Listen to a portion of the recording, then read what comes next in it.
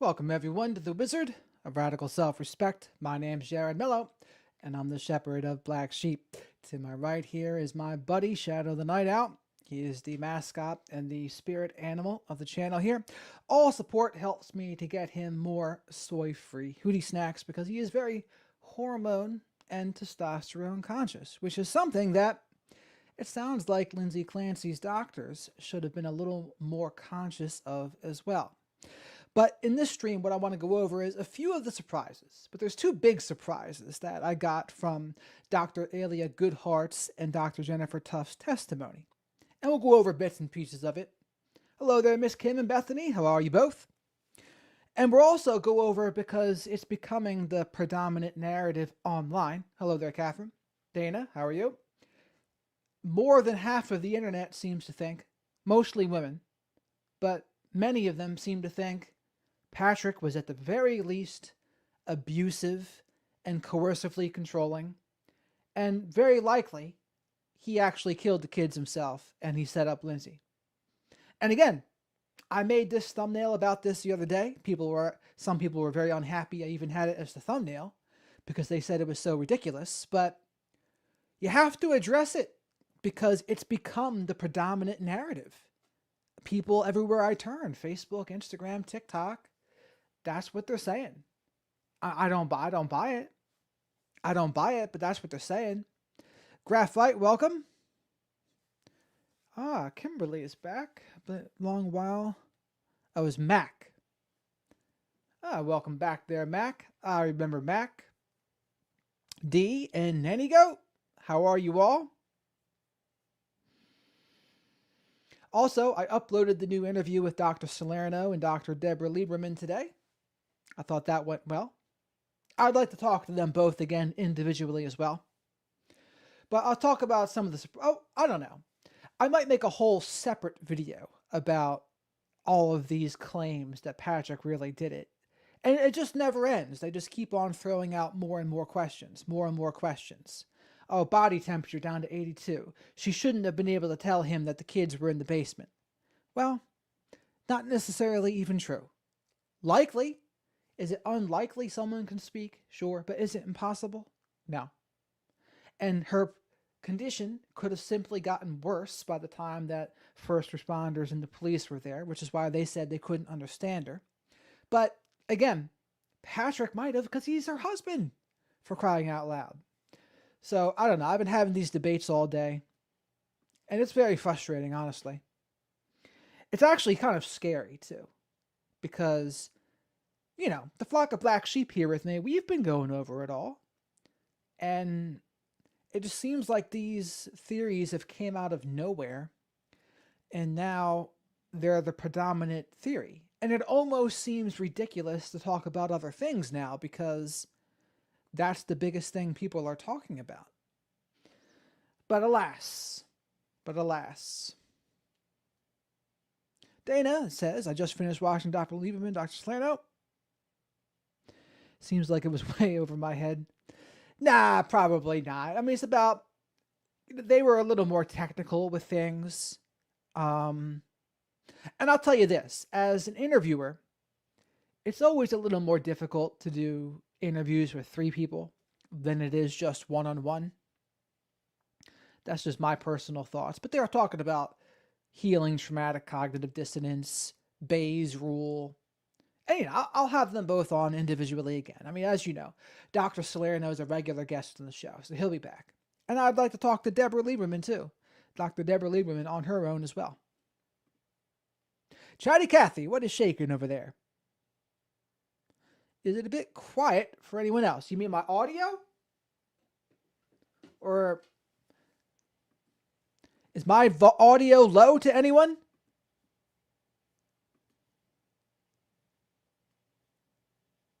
Thank you, Miss Kim.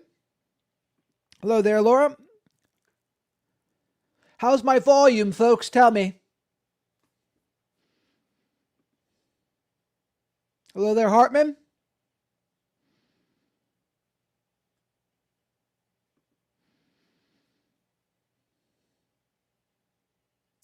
I'll put volumes all the way up. I mean,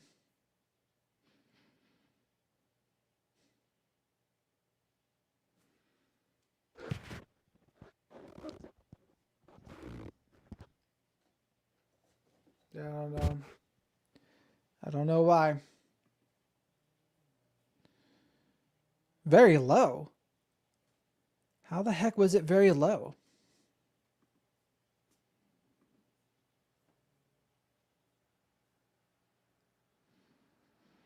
I don't know. Maybe I'll speak closer to the mic or something. I don't know.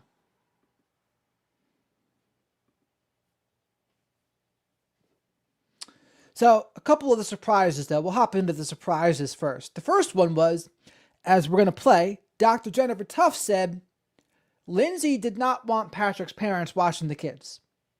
We went over this yesterday. People didn't think that was true. But I'd only heard it from other people. So I was like, oh, maybe they were wrong. Maybe they were wrong. But then I looked it up and no, this is where they're getting it from. The clip I'm about to play here. But she had said, she's not the favorite. They're not her favorite. And she didn't want them to watch the kids. Now, again, I don't know why she wouldn't take their support, considering how chaotic and hectic things were there. I think they should have.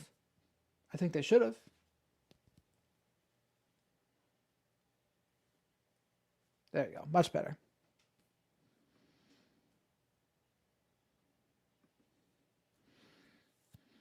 Let's see what they have to say. And then I'll tell you the next surprise after.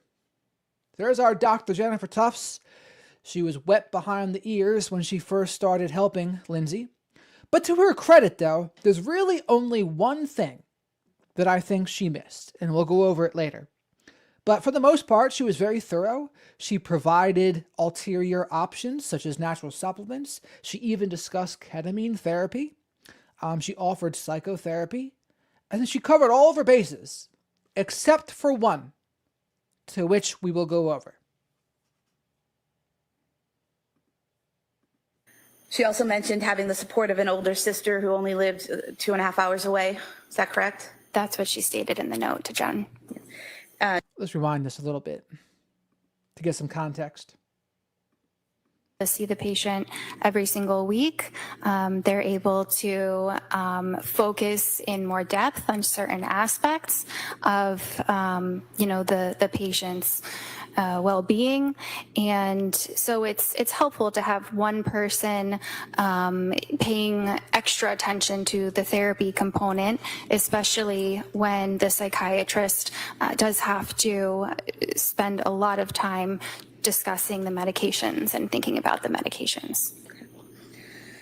And so is that the teamwork approach that Clancy received in her treatment at Astor Mental Health? Yes. And in that October 3rd assessment with Ms. McAllister, you reviewed those notes and records so that you could properly treat Ms. Clancy, correct? Yes. And in that first meeting with Ms. McAllister, the defendant described her relationship with her parents as very supportive and stable, correct? I don't have Jennifer's notes in front of me. Starting at page 60. You want to just review the notes? Sure. Look up when you're finished.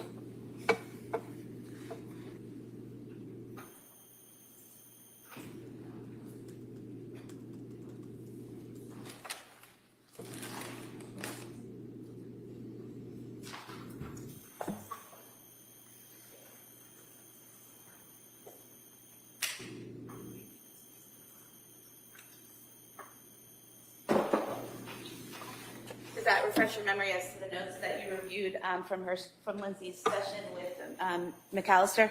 Yes. And so in that session, Ms. Clancy stated that her parents were very supportive and stable? Yes. Okay. So Lindsay's parents, supportive and stable. And she also mentioned having the support of an older sister who only lived 2.5 hours away. And by the way, for those who don't know, as the screen says, Dr. Jennifer Tufts, this is the woman that started seeing her in September. She's the person that first prescribed her Zoloft, which is the SSRI. The other doctor, Dr. Alia Goodhart, she is the one that was from McLean Hospital. That's the one that happened, that Lindsay went to a few weeks before the actual killing. Is that correct? That's what she stated in the note to Jen. Did she also say that she was not close with her in-laws who lived in Scituate She would see them often as they were her husband's parents, but she didn't generally allow them to watch the children. Is that correct? That's what I read. So she didn't generally allow them to watch the children. Did you hear that, folks? Did you hear it? Didn't get along with her in-laws and didn't let them watch the children.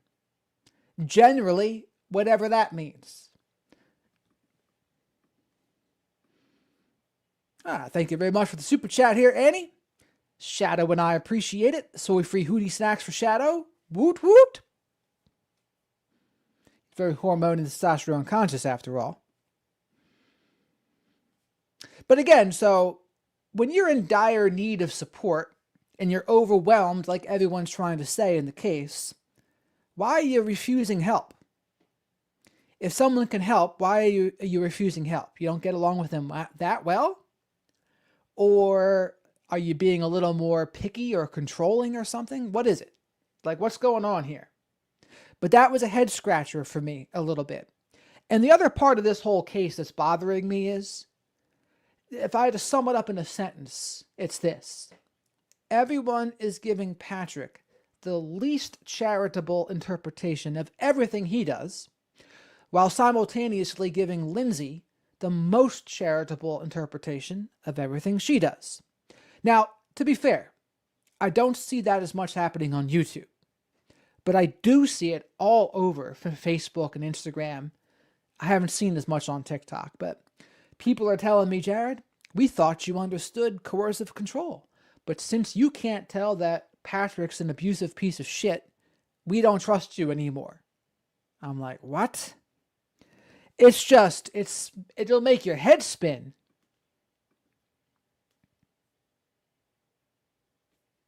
This is the prosecution asking Dr. Jennifer Tufts here. Dr. Reddington, he didn't talk to Dr. Jennifer Tufts yet. Danielle, thank you for the super chat, Danielle. Shadow and I say thank you. Hello there. Soy-free hootie snacks for Shadow for sure. How are you today, Danielle? Hopefully you're living the dream over there. Let's see what else they got to say. And there's a quote in here, don't have a particular reason why, they don't bug me about it either. Is that correct? That's what I read. Don't have a particular reason why, they don't bug me about it either. And again, what does that speak to?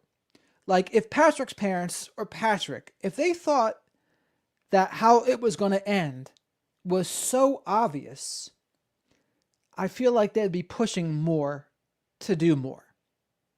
But I think what people forget is it wasn't obvious at the time. It was obvious she was struggling, but that is different. That is very different than someone acting out on intrusive thoughts of harming the children. Those are two different things.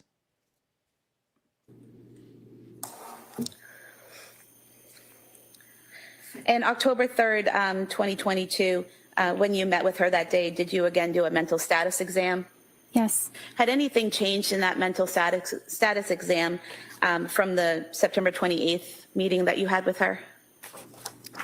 Can I review it? Yes.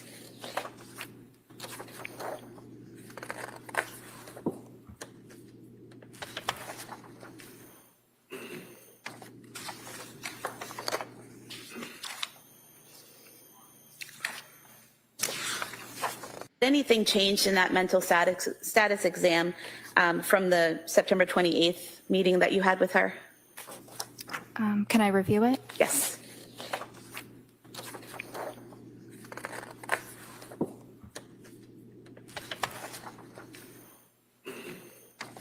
So I think what we should do is rewind this, because both Alia Goodhart and this is Alia Goodhart here. Her testimony was all about CYA, honestly. We learned nothing. But the one big thing we learned from both Dr. Alia Goodhart and Dr. Jennifer Tufts was neither one of them mentioned that Lindsay ever had thoughts of harming the kids. And this is the big part. I read before the case that Patrick told the medical professionals that. But according to Dr. Alia Goodhart and Dr. Jennifer Tufts, neither one of them heard that. They didn't hear it. Now, McLean Hospital, of which Dr. Alia Goodhart is a part of, they talked to Patrick. Lindsay voluntarily admitted herself there January 1st. I guess it was 2023. They talked to Patrick. Patrick apparently didn't mention it. And Lindsay didn't mention it. Lindsay didn't mention it to them, and she didn't mention it to Dr. Jennifer Tufts. So again, to me, that's a big piece of the puzzle that's missing.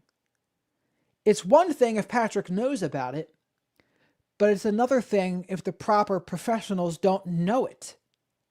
How can you treat properly what you don't know is going on? And again, people are saying, well, what do you expect if she's having all these symptoms? How can you expect her to be honest? Of course, she's going to downplay her symptoms. And it's like, well, you can't be helped though. How can you be helped if you're not going to be honest? And again, that's where the professionals, they have to do their best to get to the bottom of it, right? But it's hard. It's hard when the person's not going to be forthright with you and tell you what's going on. I know as a coach myself, if you're not hearing the truth, you can do your best to be non-judgmental and open. And that's the other thing people were saying, oh, she was afraid to be judged, and so she didn't. Well, and again, okay, you were afraid to admit the thoughts of harming the kids. Why? Because then maybe CPS would be involved, and maybe they would remove you. But guess what? Considering what happened, that's not a bad outcome, right? I mean, okay, you tell on yourself, and yeah, CPS does come in there for a little bit. But guess what? Your kids don't die. The kids don't die. That should be better. So it's tough, though. It's tough when you're not hearing all the information. But I thought it was important that Patrick didn't tell them that, at least according to their testimony. They might be lying. But before the case started, I had read he had told medical professionals. So far, we have not heard any medical professional clarify that. Now, could they be lying because of the civil lawsuit? Maybe. I wouldn't rule that out. Wouldn't be the first time someone lied on the stand. But that's a big one, I think. That's a big one. The other part I'm going to mention here too, and I guess we'll do here until I talk about it. The other one is, apparently Lindsay was drinking 5 or 6 nights a week. And Dr. Jennifer Tufts' testimony goes over this, but she said she was drinking 5 or 6 nights a week, 1 to 2 drinks a night, and she said she felt guilty about it. Now again, it doesn't seem too terrible, but 2 things to consider. 1, booze and benzos and SSRIs and antipsychotics, not a good mix. Or Ambien, if she was on Ambien. Booze and those things is a no-no. It does not sync well with those things. Another thing to think about, she might have been downplaying also how much she was drinking. I mean, she withheld the information about harming the kids. So is it impossible she might have been drinking more? No, I don't think you can rule it out. So that's another thing that kind of changes a little bit of it. Especially the benzos, I would say, Laura, right?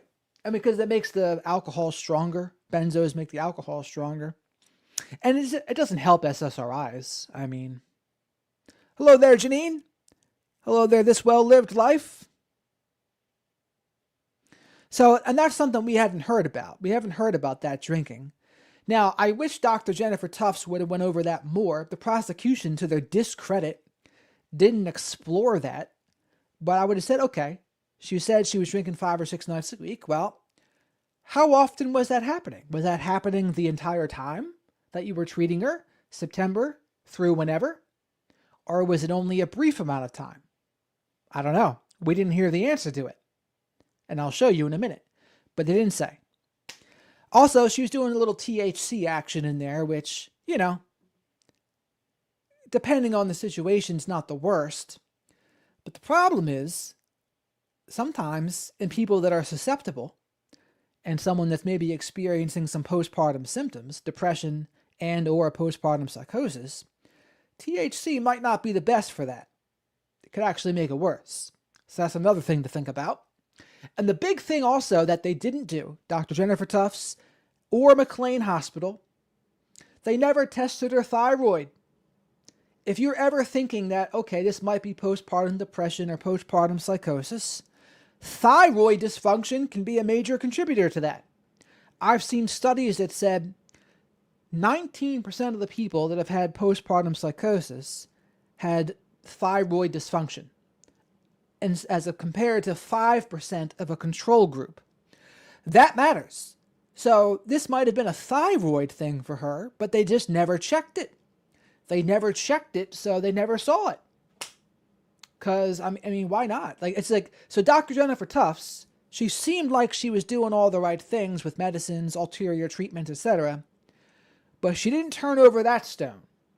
And neither did McLean Hospital, for that matter. They never thought to think, maybe we should make sure there's no thyroid dysfunction. And there's a specific test that it's called. I'll look it up here for you real quick. But if they did, I wonder what they would have found. I wonder what they would have found. So TSH, thyroid stimulating hormone. They should have tested that. And T4. Free T4 equals free thyroxine. Thrioxine. T4 is one of the principal hormones produced by the thyroid. Most T4 circulating in blood is attached to proteins. Free T4 measures the portion that's unbound and available to enter tissues and exert biological effects.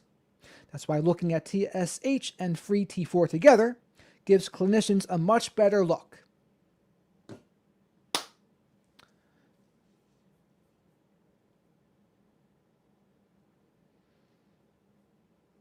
Blaming Nanny Goat. More than half the internet now, I think, actually thinks that Patrick did it and he set Lindsay up to just get out of there and start a new life. I mean, it's almost like, to me, they're not even watching the same trial. I mean, black sheep, flock of black sheep. We've been going over this for a long time now. Well, maybe not a long time, but a fair amount of time. It wouldn't even have crossed my mind to think this until the Facebook theory started flying. I mean, at worst, I think, Patrick maybe wasn't proactive enough. Okay, can he be guilty of that? Sure. But I think what's also happening is no one's trying to be understanding of him at all. They're just thinking the worst. Nope, it's all his fault. Lindsay did it, but it's all her fault. Or it's all his fault. It's like, oh my God. Not that smart, any, but we try. And that is wise, Laura. That is wise. I thought so, this well-lived life. You know what's also happening now? There's a new theory every day why they think he's guilty. Oh, he didn't want his phone records released. It's like, well, to the best of my knowledge, he only didn't want the 911 call and the pictures of his dead kids released. That's all. Then people are questioning the email, where the email was sent. Well, there's GPS location tracking him at CVS. Oh, Lindsay shouldn't have been able to tell him the kids were in the basement. How did he know they were in the basement? Well, not everyone can't talk in that state. Oh, how is her body temperature so low? Well, paralysis plus loss of blood plus those medications, in particular sedatives and antipsychotics, they can lower your blood temperature rapidly. When you're paralyzed, your body can't regulate its temperature. So they're like, how is her temperature 82? Well, that's how. So every day now they're coming up with like 5 reasons, like things to question. And even if the question's answered, it doesn't even matter. They'll just move on to the next thing. The other thing's the shoes. Oh, he had different shoes on at the takeout restaurant in CVS. No, he didn't. It's just different lighting. Different lighting and different cameras. But the peculiar part to me is just how convinced they are that they're right, and them pointing out what they think is discrepancies is proving Patrick's guilt. But there's 2 problems with that. They're not discrepancies, for one. And 2, they're making a huge leap in conclusion. And you never would have known Lindsay admitted to doing this. If you read her actual statements, she had said, there was a voice commanding me to do this. And then people are saying, well, that voice must have been Patrick's. No, it wasn't Patrick's voice. I mean, I don't know what's going to convince some of these people. It sounds like nothing. And again, people got offended when I said this before, but it sounds like there's a lot of women that have been in an abusive relationship or in a relationship with a narcissist. And yours truly feels like he has contributed to this, by the way. But they're seeing their Patrick's and Lindsay's relationship through the lens of their abusive relationship. And I have to tell them, not every relationship is an abusive relationship. Not every relationship is a coercively controlling relationship. Sure, there are plenty, but not everyone, not every time. And they will say, well, their gut feeling, their gut's telling them so. And I would say, I normally tell people to trust their gut. True. But sometimes it's making me second guess me recommending people do that when their gut could be wrong, I feel like. But Bethany, what do we have here? Bethany, welcome. Thank you for the super chat. Feel like everyone mad at Patrick, he didn't do it. I agree, Bethany. Shadow agrees too. Shadow's actually getting kind of scared. He's getting scared that this narrative is caught hold. And, I mean, people are going super viral on Instagram, Facebook, you name it, talking about how it's so obvious now that Patrick's just guilty. And it's so suspicious that he got into a relationship a few months later. If he even did, for that matter. He didn't get married till April 2026. But here's the other thing. If you lost your entire family on one day, 3 children, and you lost Lindsay too, for all intents and purposes, aren't you going to be lonely? Isn't that going to leave like the biggest void you've ever felt in your life? I think so. So then wouldn't it be understandable to want some support and connection? I think so. And here's the other thing. If you put the shoe on the other foot, and a woman is the one who saw her husband kill the kids, and she wanted to move on, I mean, you better believe that women would be defending her, right? That's the part I don't like now. It's like, this case in particular, for a lot of people, it's turned into more of a gender war. And that's not what this case was supposed to be about. This case was supposed to be about mental health awareness, postpartum depression, postpartum psychosis, what Patrick could have done differently, what the medical professionals could have done differently, even what someone in Lindsay's shoes could have done differently. That's what the case was supposed to be about. And then from the true crime angle, it's, will she even be able to be proven guilty? I don't think so. I still don't think the prosecution is going to be able to prove she was sane at the time of the killings. I'll tell you what, though, some of Dr. Jennifer Tuff's testimony, I think it does help the prosecution, talking about the drinking and the fact that she didn't want Patrick's parents watching the kids. Those things would help the prosecution. But when Reddington comes in there, he'll probably question Tufts about the thyroid thing too. Like, oh, well, why wouldn't you test this?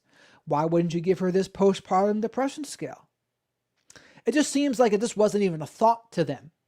Which is why one of the most important things in this case would be to emphasize that. Emphasize the postpartum depression. Emphasize the postpartum psychosis, because it's all about, like Siobhan Scott and I mentioned, what can we do differently moving forward? And that's where those thyroid tests could have came in. You get that thyroid functioning properly. Maybe she doesn't need those prescription medications if you get her the thyroid functioning properly. So, I mean, you'll never know now. But now Patrick's got bigger problems on his hands. He went from, maybe just kind of messing up a little bit and leaving her home alone with the kids. And about that too, by the way, it seemed like she was getting better. Lindsay was telling him she no longer had thoughts about harming the kids. So to his discredit, quote unquote discredit, he believed her. He believed her. She was in the hospital. She was able to be discharged, and I don't even think it was AMA. So it seems like she's getting better. She says she doesn't have thoughts of harming the kids anymore. And then the last day seemed to be one of her best days. So Patrick's thinking, maybe we've turned a corner here. And so he gets the takeout, goes to CVS.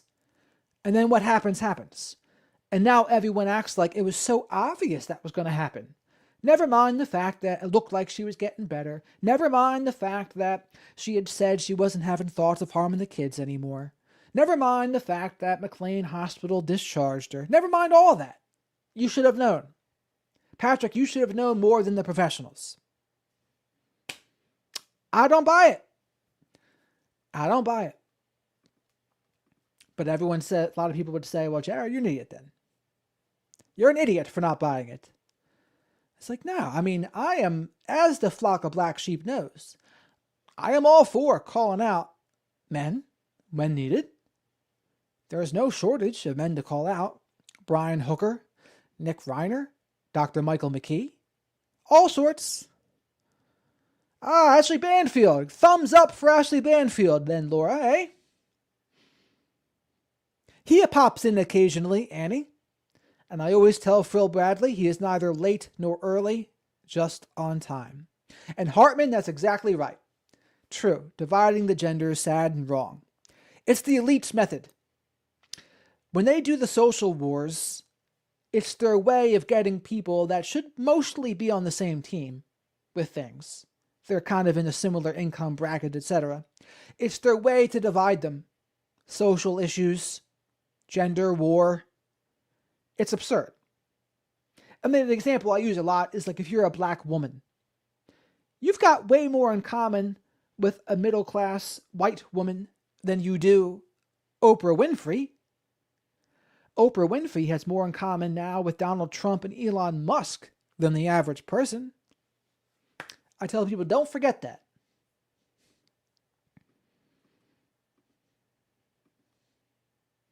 The elites are people that I would say the people that are really ruling things. Peter Thiel, Elon Musk, who else? Soros, Bloomfield, those kinds of folks. Some of the well-established politicians, I'd include them in there too. Yes, because Laura, I've been debating for my life on Facebook. And I don't know, like, I'm losing ground. I'll put it that way. I'm losing ground on Facebook because more and more people seem to be picking up this narrative that Patrick did it. I put one post on Instagram. You could probably see that one, Laura. And I got demolished. I got demolished in the comments.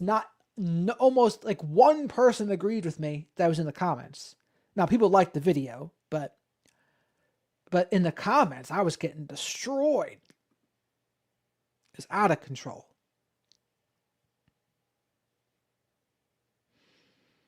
Yes, we do, this well-lived life. We do need each other. I'll check out to see what Ashley says about this. Like I said, I'll have a martini. I'll have a martini with Ashley Banfield. Mayor! Vandy! How are you all? So, Mayor, what you've missed is, yours truly, the shepherd of black sheep, has been debating for his life on Facebook, defending Patrick from the allegations that he killed the kids and set up Lindsay. And those allegations, they are picking up some steam, baby. They're flying high. And at best, it seems like they'll say, oh, well, he's abusive, though. He's gaslighting and abusive and a coercive controller. That's the best. That's the best they'll give him now. I'm like, what's your evidence for that? He just seemed a little off on the stand. He seemed off. He wasn't emotional enough. He said the fucking kids on the 911 call. That's something they're really saying. Oh, yeah. Who would say the fucking kids? It's like, dude, if you come home to your 3 kids strangled and probably blue in the face, who knows what you're likely to say? But now they're judging him like, oh, only a psychopath would say that. It's like, oh my God. So clearly they've driven yours truly a little bit crazy.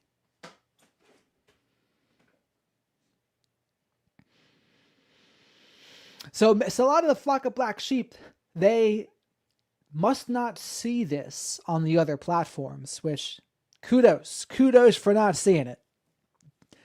Because it's less prevalent on YouTube, much more prevalent other places. It's still here. It's still on. It's coming on YouTube too. But I mean, Annie Elise went over it. She agrees with me, thankfully.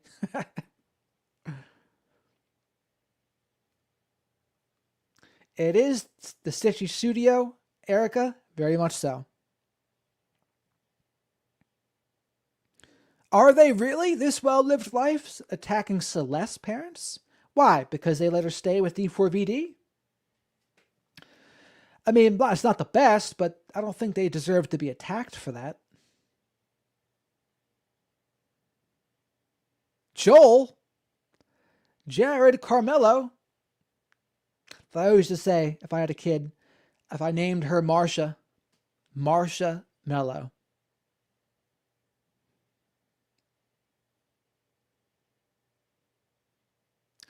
Ah, very good. I'll give Ashley a thumbs up for her mental health awareness.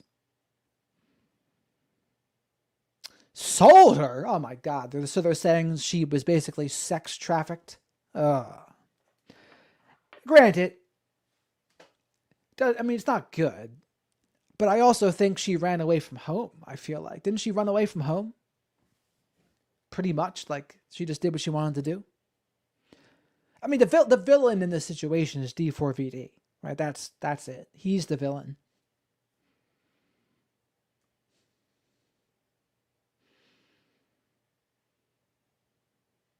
Exactly right, Hartman, but you would never know that. Because this is an unverified online conspiracy theory. As investigators found no evidence linking him to the crimes. Both the prosecution and defense acknowledged Lindsay caused the deaths. Yes!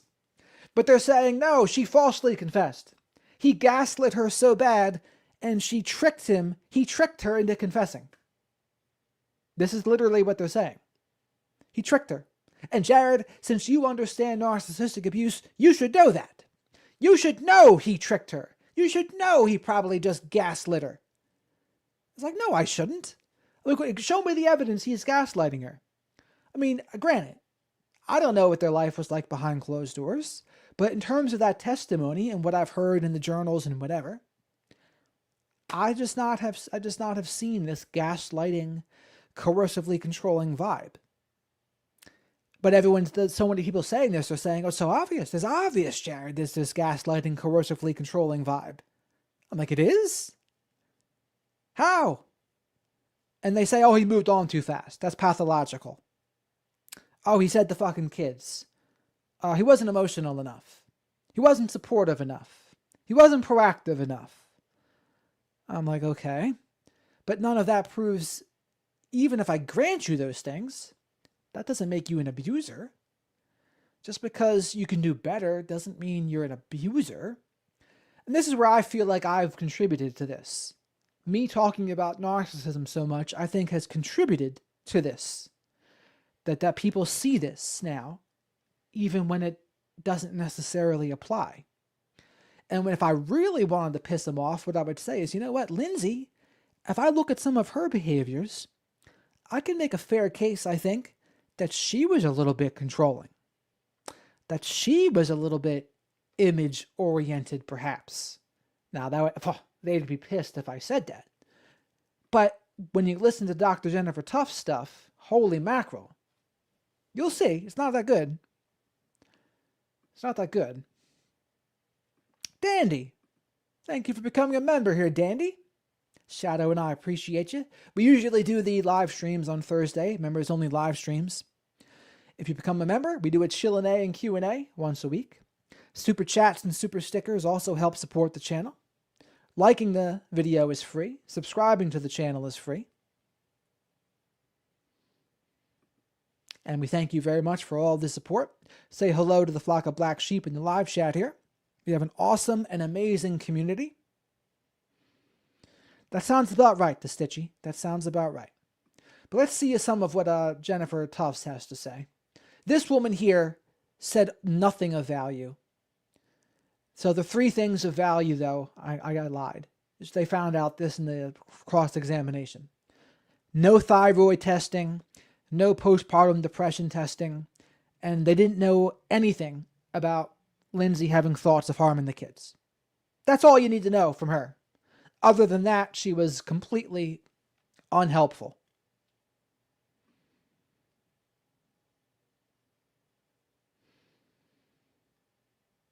There she is, Dr. Jennifer Tufts.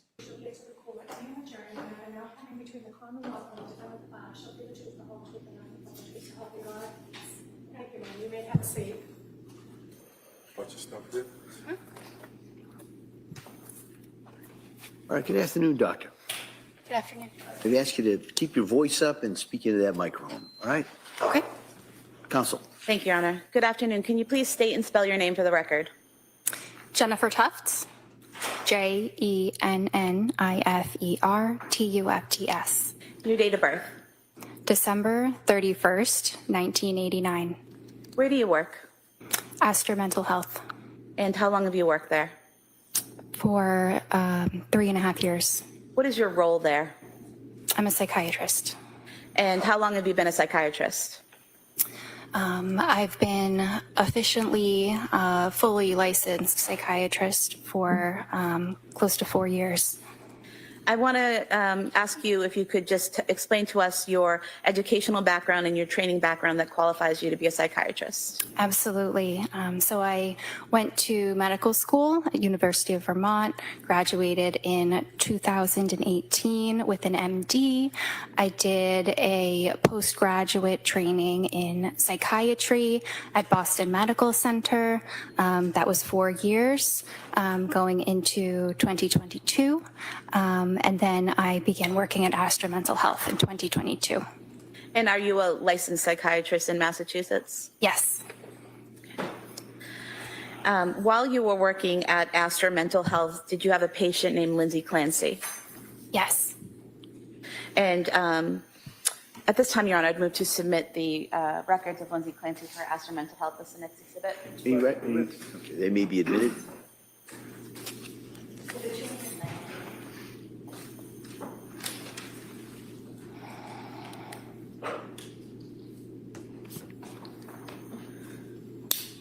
Do you recall when you first saw Lindsay Clancy as a patient? Yes. When was that? It was in September of 2022. And was that first appointment on September 15th, 2022? I believe that it was. And prior to a patient coming in for their first appointment, is there paperwork that they fill out, either online or that's provided to them to fill out? Yes. And what type of New member here. Hartman's the new member. Hartman now has access to the members-only live streams to hang out with Shadow and I and the rest of the flock of black sheep. So thank you very much for becoming a member. Shadow and I appreciate it. Everyone else, likes are free. Spanking the like button, also free. paperwork is that? It's fairly extensive. It includes past health history, past psychiatric history, medications they have taken in the past. It includes names of any therapists or other doctors they work with, usually primary care.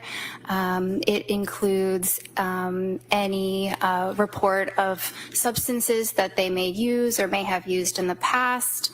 It includes a number of scales, so scales assessing things like anxiety, depression, ADHD. So it's a fairly lengthy document. Are you aware that Lindsay Clancy filled out those documents on September 12th, 2022, 3 days prior to her first appointment? Yes. And did you have an opportunity to review what Lindsay filled out prior to meeting with her for that first appointment? Yes. Okay. And do you recall what you learned from those documents about her prior mental health treatment? Yes. What was that? That she had previously taken some medication. I believe it was in nursing school. It may have been fairly brief, but she had tried the medication Prozac. Do you recall that she also listed that she had tried Wellbutrin as well while she was on the Prozac? That was listed as well. Okay. And do you recall that when she listed that she took the Prozac and the Wellbutrin while in nursing school, she listed that she had no side effects from those medications? That is correct. Prozac, is that an SSRI? Yes. Okay. So Lindsay reported that she had previously taken an SSRI while in nursing school with no side effects, correct? Correct. Did she also report that she had no history of any kind of abuse that had occurred to her at any point in her life? Correct. What did she report in regards to alcohol consumption? I believe she reported 1 to 2 drinks at a time and possibly up to 5 times a week. And is there a portion when the patient fills that in how much they drink, is there a question there about whether they feel guilty about that? Yes. And what was her response? Am I allowed to go check that just to make sure? Is there an objection to her reviewing the records? Yes. So did you hear that? That Lindsay Clancy filled out those documents on September 12th, 2022, 3 days prior to her first appointment? Yes. And did you have an opportunity to review what Lindsay filled out prior to meeting with her for that first appointment? Yes. Okay. And do you recall what you learned from those documents about her prior mental health treatment? Yes. What was that? That she had previously taken some medication. I believe it was in nursing school. It may have been fairly brief, but she had tried the medication Prozac. Do you recall that she also listed that she had tried Wellbutrin as well while she was on the Prozac? That was listed as well. Okay. And do you recall that when she listed that she took the Prozac and the Wellbutrin while in nursing school, she listed that she had no side effects from those medications? That is correct. Prozac, is that an SSRI? Yes. Okay. So Lindsay reported that she had previously taken an SSRI while in nursing school with no side effects, correct? Correct. Did she also report that she had no history of any kind of abuse that had occurred to her at any point in her life? Correct. What did she report in regards to alcohol consumption?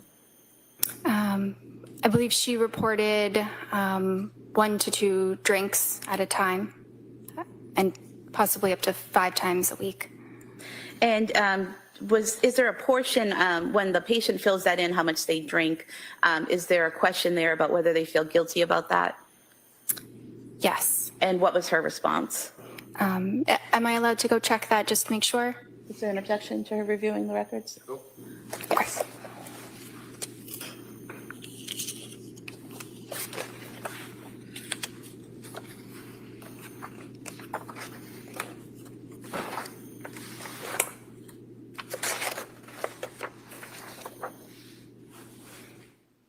She indicated yes. And so in that section, is it correct that she listed that she was drinking 5 times per week and feeling guilty at that time about it? Yes. And did she list her height as 5'6" in those documents? I believe on the same page, page 20. Yes. Now, did that initial survey or questionnaire that she filled out get into what symptoms she was experiencing at the time? Yes. And what symptoms did she report experiencing at that time?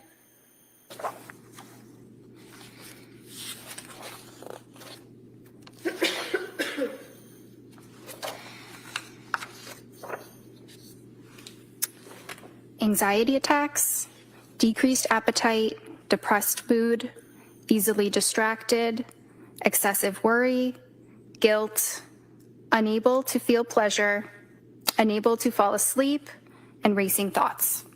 And would it be fair to say that there's a checklist of symptoms and the patient checks off which ones they're experiencing, correct? Yes. And so on that list, engage in risky behaviors, that was not checked off, correct?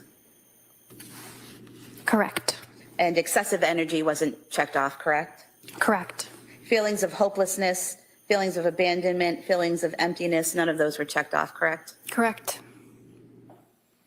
Impulsive behavior, that was not checked off, correct? Correct.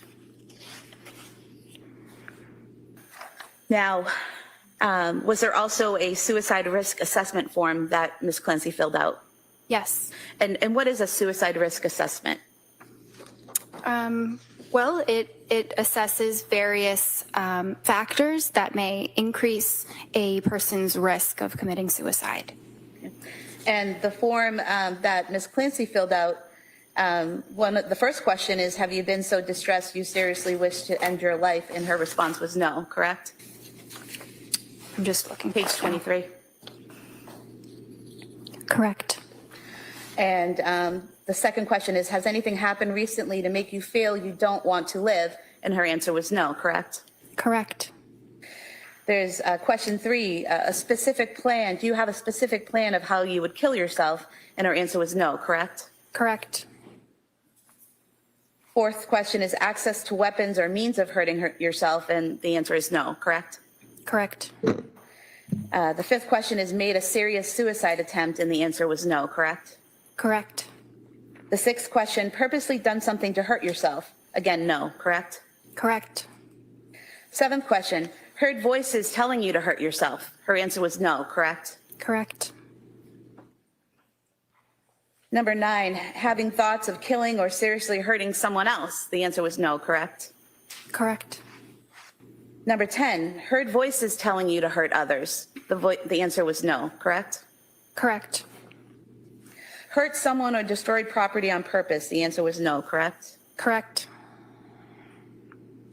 In fact, the answers to every question on this suicide checklist was no, correct? Correct. Was there also a substance use assessment form that was filled out on page 24? Yes. And there were no issues with substance use, correct? Correct. Is there also an ADHD self-report scale that's filled out? There usually is. Direct you to page 25.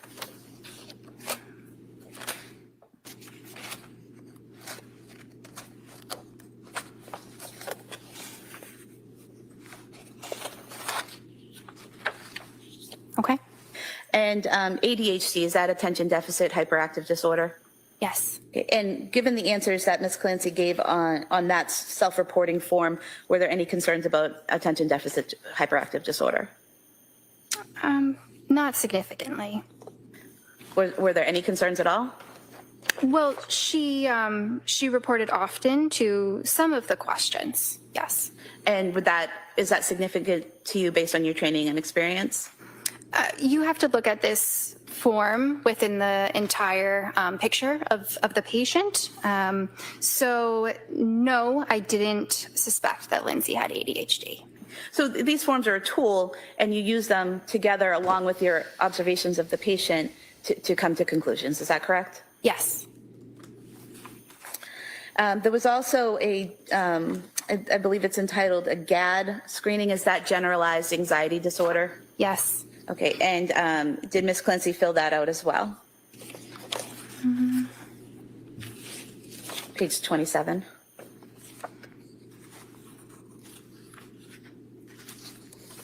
Sorry, my pages are a little bit different than yours. Oh, I apologize. I'll find it.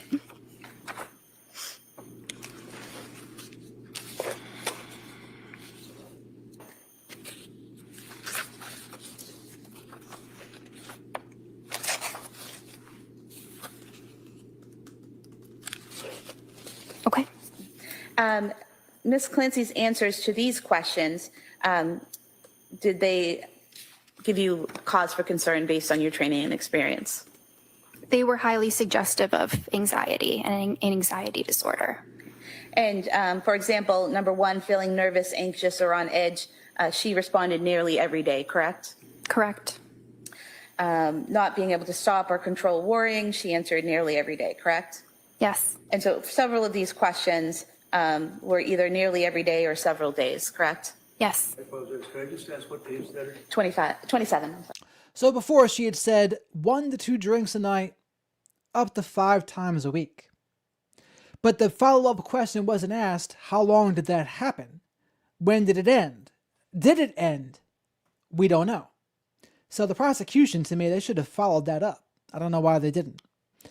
But you know, that's not good. Benzos, SSRIs, antipsychotics with consistent drinking. I mean, alcohol is a depressant. Alcohol is a depressant, and here you are experiencing generalized anxiety and worry about going back to work, and they gave her an adjustment disorder. Drinking's probably not going to help. And it's probably not going to help those medications work better either. So, not good. But again, the follow-up question should have been, well, did she stop? Did she stop drinking? Or cut back her drinking? Was that a thing? No. I don't know. But what do you think about that, chat?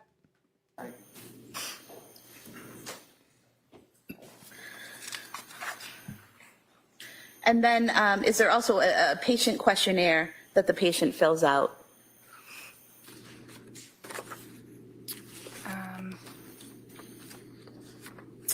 I think it's... yes, I believe so. Yes. And what is the purpose of this patient questionnaire?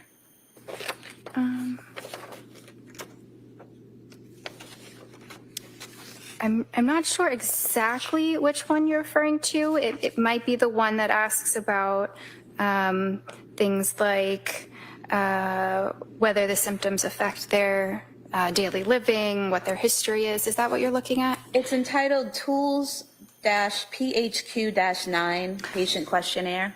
And the date is Maybe 9/12. you want to go over and show her. Are you able to? Thank you. Yes.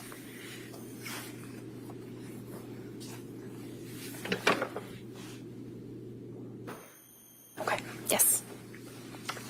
So this form that's entitled PHQ-9 Patient Questionnaire, what is the purpose of that form? It's a screening tool for depression. Okay. And can you talk about the defendant's answers to those questions and what they told you based on your training and experience? What do we have here? Says Shadow. Thank you very much, Sweet Caroline, our amazing wizard and Flock of Black Sheep, an adorable Shadow. Shadow and I are here for you, Sweet Caroline, as we're here for the rest of the Flock of Black Sheep, too. And oh, and Sweet Caroline, you missed it, but I played it before. Apparently, Lindsay did not want Patrick's parents to be seeing the kids. For some unknown reason. She didn't specify why, but that's what she had said. She didn't really get along with them, which I guess contradicts Patrick's parents' testimony, right? But Jennifer here says this later on. But thank you very much for that, Sweet Caroline. Well, some of the answers were positive, so that really indicates that she should be assessed for depression. She might have it. Okay. And when you say positive, what do you mean by positive?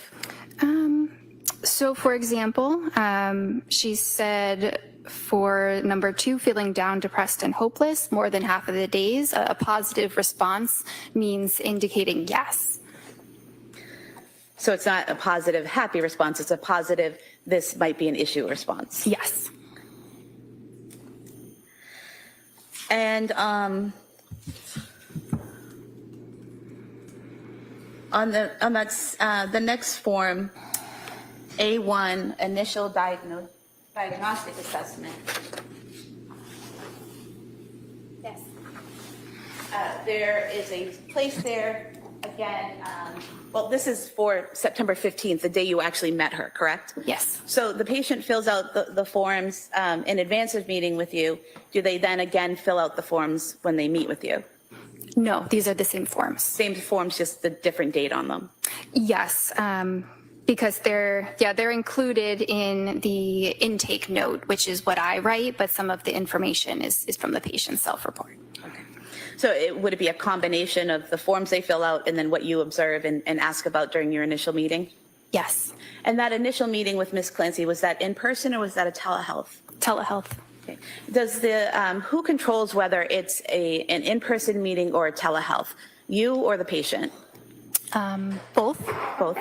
And if a patient, It's big, so I've criticized them before for doing telehealth. Now, who controls it, whether it's telehealth or in person? She says both. Now, does that mean that Lindsay knows she can just as easily be seen in person? Or is Tufts leaving it out and she doesn't say it?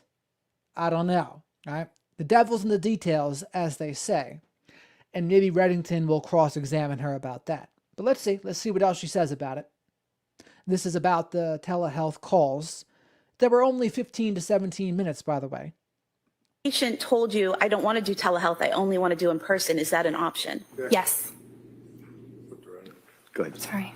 I'll let that stand. So basically, the prosecution is framing it as Lindsay apparently could have done in person if she wanted to. Now, the question would be, was Lindsay aware of that? Did Dr. Jennifer Tufts make her aware that that's an option? That's why the devil's in the details. And can you just tell us, when you met with Ms. Clancy on that first day, did you ask her questions such as, do you have suicidal intent? Yes. What was her response? That she did not. Did you ask her if she had homicidal intent? Yes. What was her response? That she did not. Did you ask her if she was experiencing any auditory hallucinations or visual hallucinations? Yes. What was her response? She did not. Did you ask her questions to determine if she was experiencing any symptoms? So no homicidal thoughts. That's big, right? She wasn't told about them. Or if she had them, Lindsay didn't share them at this point. And that's the other thing, though, right? Like, if Lindsay had all these options, like, to do more, like, yeah, it's just convenient to do telehealth, absolutely, with 3 kids. But if you don't take the options to do more, then, I mean, it's harder, it becomes harder to blame the medical professionals at that point, in my opinion.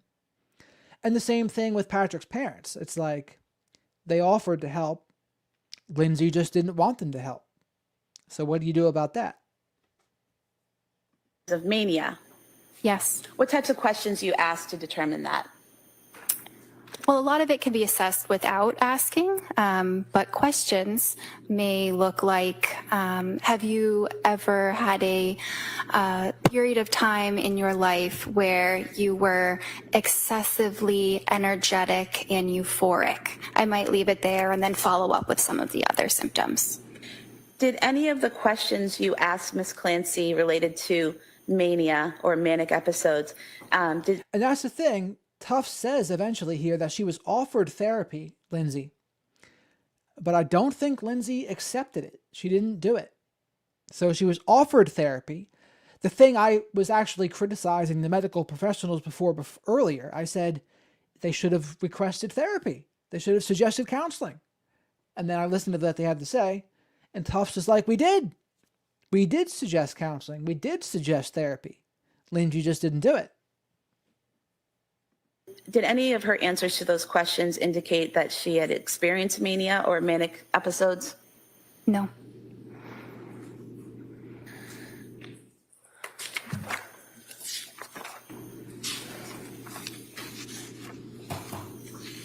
Now, in that first meeting,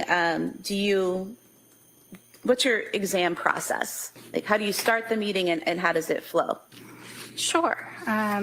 So I start the meeting by introducing myself, explaining what we're going to be doing. Sweet Caroline, you got that right. Shadow and I will put them all in order. We'd say, Dr. Jennifer Tufts, we know you're new.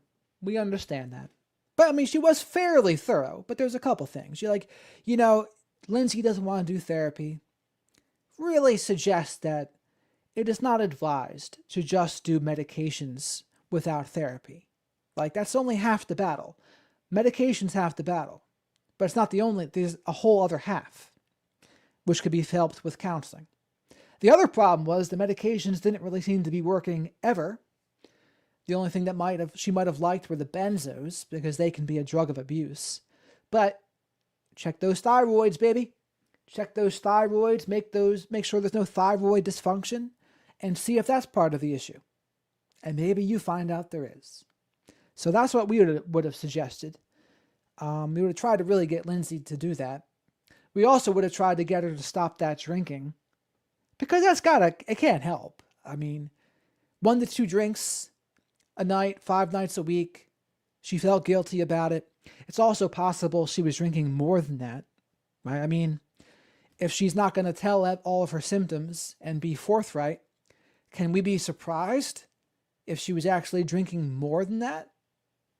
I don't think we could be surprised. I'm not saying that's definitely the case. I'm just saying I just wouldn't be surprised. I wouldn't be surprised if it was the case. For the day, then I ask the patient why they're there. We talk about why they're there. I assess for different mood symptoms, anxiety symptoms, psychosis symptoms, mania symptoms, safety concerns. Then we start talking about the history. We start talking about the past psychiatric history, the past medical history, substance use. We start talking about other medicines that they have tried in the past or may still be taking. And it's not always in that order, but that's the general order. Sometimes things come up sooner. And we talk a bit about what the patient's goals are. So did she see a therapist once in October? Because once isn't enough.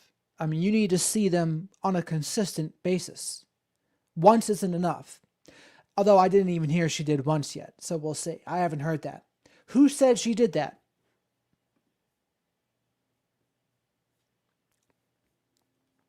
I almost missed this from Nanny Goat. Nanny Goat! Thank you very much, Nanny Goat. Shadow and I appreciate it. Soy-free hootie snacks for Shadow. My 4-year-old grand goat rang me yesterday and said, Nanny Goat, can I sleep over and help you because you fell and hurt yourself? My heart melted like chocolate. We had a beautiful night together. Sorry, but I had to share. Don't ever apologize for that, Nanny Goat. For everyone who doesn't know, Nanny had a little bit of a fall the other day. Had a bit of a boo-boo. But her 4-year-old grand goat rang her and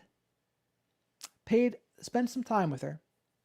Nothing more beautiful in life than that, is there, Nanny Goat? What a wonderful story. Warms the heart, doesn't it? What they're looking for in this time period, and then I may give some of my recommendations. And did you follow that process for that initial meeting with Lindsay Clancy? Yes. Now, you mentioned that you part of the initial evaluation is looking for signs of psychosis. Is that correct? Yes. What types of things are you looking for to see if someone's experiencing psychosis? So there are a number of things. They start with how the patient appears. So some signs of psychosis might be that they appear disheveled. I assess what their attitude is, if they might be agitated or very uncooperative. That's a red flag. I will assess what their speech is like. Is it very loud? Is it very fast? Or sometimes it could be the opposite, where they're not really even speaking at all. Now, what's the definition of therapist notes, though? Is that what a psychiatrist can write down, therapist notes? Like, what is a therapist note? So a therapist she had seen previously? A therapist she's seeing now? Because from what I've heard, she refused. I assess what their mood is like, what they're saying that they're feeling, and how they appear visually. I assess what their thoughts are like. So are their thoughts disorganized, where it's really hard to understand? They're jumping around and you can't follow their line of thought. I assess what the thought content is. If it's particularly about anything very bizarre or very paranoid, that would be potentially indicative of psychosis. And you conducted that type of evaluation on Lindsay Clancy in that first meeting, is that correct? Yes, that assessment is done with every patient. And did you note any signs or symptoms of psychosis with Ms. Clancy that day? No. Do you also, in addition to the observations you're making of the patient that day, are you also asking questions about their past behavior and things that have happened to them in the past that might indicate whether psychosis is an issue? Yes. And what types of things are you asking them about their past? Well, I may ask, have you ever heard voices? Have you ever seen something that other people didn't see? And did you ask those questions? So if I remember correctly, she talks about there's a team. Like there's a team of things that they do. Is that what you're referring to? Questions of Ms. Clancy. I believe I did. And what was her response? No.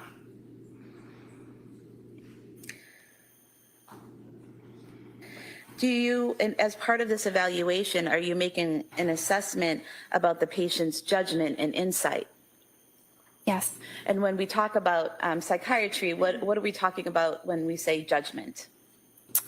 So judgment indicates their decision-making process, and whether it is a logical decision-making process or perhaps not. And same question in terms of insight. What does that mean in psychiatry when you're assessing their insight? So that's more about a patient's awareness, both of their inner feelings as well as mental health a bit more broadly. And in terms of orientation, when you're assessing a patient, what does that mean? Orientation is awareness of where someone is, who someone is, what day it is, what's going on. And based on your evaluation of Lindsay Clancy that first day, September 15, 2022, did she appear to have any issues with judgment, insight, or orientation? No. Do you also assess the patient's memory? Yes. And how do you do that?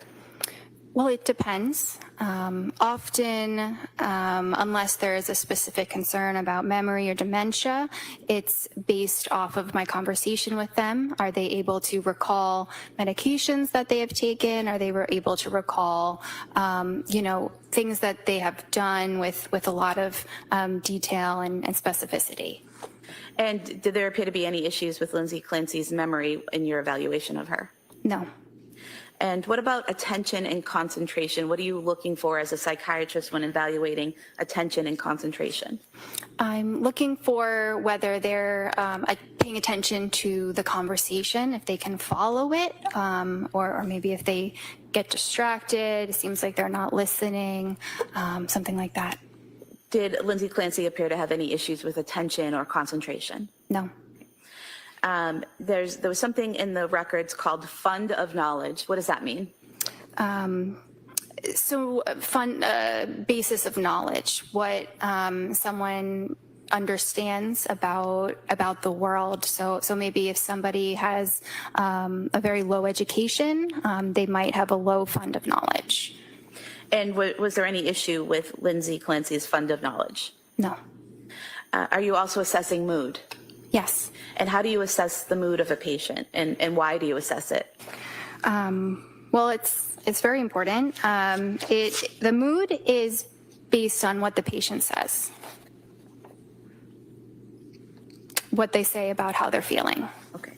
And so are there circumstances where a patient might say they're feeling happy, but you make observations that they appear depressed? Yes. Okay. And so So I think the big questions are, if she went to therapy, did she do so consistently? And did she stop drinking? Because if you're doing things to shoot yourself in the foot, it's going to sabotage everything else. Therapy, medications or not. when we see mood in the records, that refers to how the patient is reporting their mood is? Yes. So if it says appropriate mood and affect, or actually if it says patient description of their emotional state, it says okay, does that mean the patient said okay? Yes. Is there a place in the record where you describe what your observations of the mood are? That's the affect. Affect, okay. And so affect is how the patient presents? Yes. This first meeting with Lindsay, what was her mood? It was okay, And what was her affect? anxious. So she was reporting to you, she felt okay. You were seeing she looked a little anxious. Yes. How do you, or what is it about a person that tells you they look anxious? Like, what were you seeing with Lindsay Clancy that told you she looked anxious? It's hard to recall exactly what she seemed like. Sometimes, a person might look anxious by Sometimes, Your Honor. All right, sustain. In your general observations of patients, what things would you look for in a patient to determine whether their affect is anxious? is their voice quivering? Are they shaking a little bit? Do they appear very nervous? And what is psychomotor behavior? So psychomotor behavior refers to someone's body and their movements. So sometimes that can be abnormal. Okay. And did you notice anything abnormal about Lindsay Clancy's psychomotor behavior? No. This first meeting, was that approximately 40 minutes? It was a little bit longer than that, maybe 50 to 60 minutes. Is that typical for that first meeting where you're doing this initial assessment? Yes. And did she appear alone in that virtual meeting, or was she with anyone? Alone. And what are treatment modality and interventions in general? So that section is referring to therapy treatment modalities. It's not asking about medications. So remember, what Shadow and I think is, well, several things. They missed the mark. The alcohol would have been an issue on the consistent basis. They didn't test the thyroid to see if there was thyroid dysfunction. So, and those things are the most important things. Like in my radical self-respect work, mental health and addictions are the first two things to address. If you don't do that, it's going to sabotage everything else. Then the other one, mindset. Now, mindset gets a bad name because of all the toxic positivity in the world, but mindset is also very important. I don't care what people say. It is important. But addiction and mental health is number one. Like you get those two things. So the drinking and then figuring out her mental health routine. And they never got that down. They never got her mental health routine down. And part of the reason they didn't get it down is they weren't looking at it properly. It just seems like Tufts was never even thinking, oh, well, this could be a postpartum depression. This could be maybe even, none of them said she had signs of postpartum psychosis, by the way. But no one even saw it as postpartum depression. And maybe if you see it correctly as postpartum depression, if it indeed was postpartum depression, you get her thyroid checked and say, oh yeah, look at this. We see some thyroid dysfunction here. You get her on something to help her thyroid. You get her to stop her drinking. And then hopefully you get her into consistent therapy. And then maybe you don't even need those prescription medications anymore, besides the thing for the thyroid, whatever that would be. Shadow and I would suggest supplements. Lithium orotate, a great supplement. Very natural, non-invasive, not out of control in its strength. It's very good. There's other things too. Milder things. There's black seed oil, NAC. There's all sorts of things. I would have put her on some NAC too, for crying out loud. NAC can really level things out. But again, the rules are for supplementation and medication, start one thing at a time and you stop one thing at a time. You have to know what's doing what. You have to isolate the variable. If you don't isolate the variable, you're not going to know what's doing what. And in a case like this, there's a lot of moving parts here. Shadow and I are not saying it's going to be easy. But you got a little bit of booze consumption. You got some maybe postpartum depression / postpartum psychosis. You got some anxiety, generalized anxiety, some depression, insomnia, after you start taking the medicines. A lot of moving parts here. It's tough. It's tough. I'm not going to say it is easy. It's tough. Huh, toughs. Toughs for Tuft. So different forms of therapy that might be done in a session. And what would be treatment goals? Goals that we are working on or will plan to work on, since this is only the first visit. So how do you determine for an individual patient the treatment modality or interventions that are needed? It depends on the patient. So basically on what you're seeing, what you're hearing. And Shadow, what I also would have prescribed, a long walk. Some long walks. Have the kid in the stroller. Do it 60 minutes. Shadow and I would guarantee you, I've never seen someone feel worse after a 60-minute walk. Okay, it's cold outside in Massachusetts in the wintertime. Okay, gym. Hit the gym. Walk. Now, granted, I think I've heard in this case she was doing a little bit of exercise, but it kind of seemed more like a manic version of exercise because she wasn't sleeping. So that's not necessarily a good combination. But walking, I mean, walking's mild. Gets the brain activity pumping. Hearing and the history they provide? Yes. And how do you determine treatment goals? So a lot of that is driven by what the patient's goals are. And you mentioned earlier that as part of your evaluation, you asked the patient why they've come to you, what they're concerned about. Do you recall Lindsay's response to that question, why she was there, what she was concerned about? I believe her biggest concern was about anxiety. And what was the treatment modality or interventions that you determined would be needed for Lindsay Clancy based on this initial evaluation? So I recommended a medication sertraline as well as individual therapy. And the medication sertraline, is that Zoloft? Yes. Okay. And when you say you recommended that the Zoloft to her, was that you telling her you have to take this medication, or did you have a discussion about it? A discussion. And during that discussion, did you get the patient, Ms. Clancy's, input on whether she wanted to take the medication or what her thoughts were about the medication?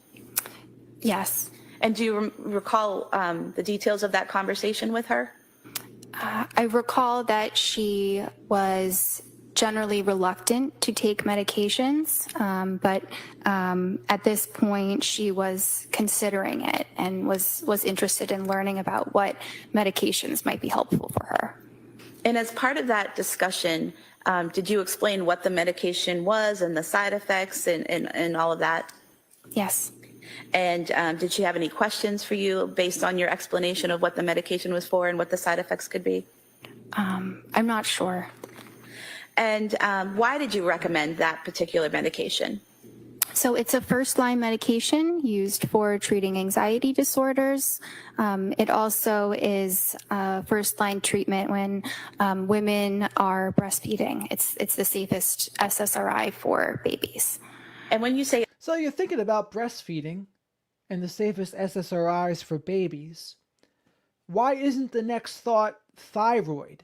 It goes to show you that traditional medicine doesn't necessarily take a full body approach.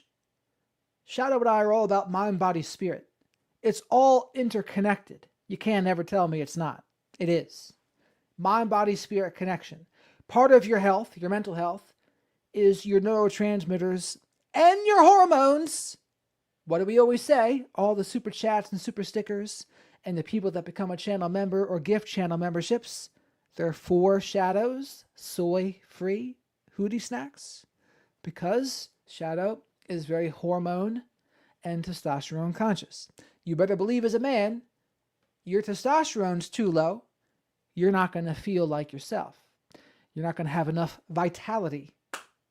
And for women, it's a little bit different. But women also have testosterone. They have other things and more estrogen, but still, it certainly contributes. It certainly contributes to your overall well-being and your mood. So, to not notice that, to not address that, you're missing a big piece of the puzzle. Now, I would wonder, and again, because Tufts here, she doesn't seem like she's adverse to giving supplement recommendations. She talks about melatonin in this. She talks about fish oil.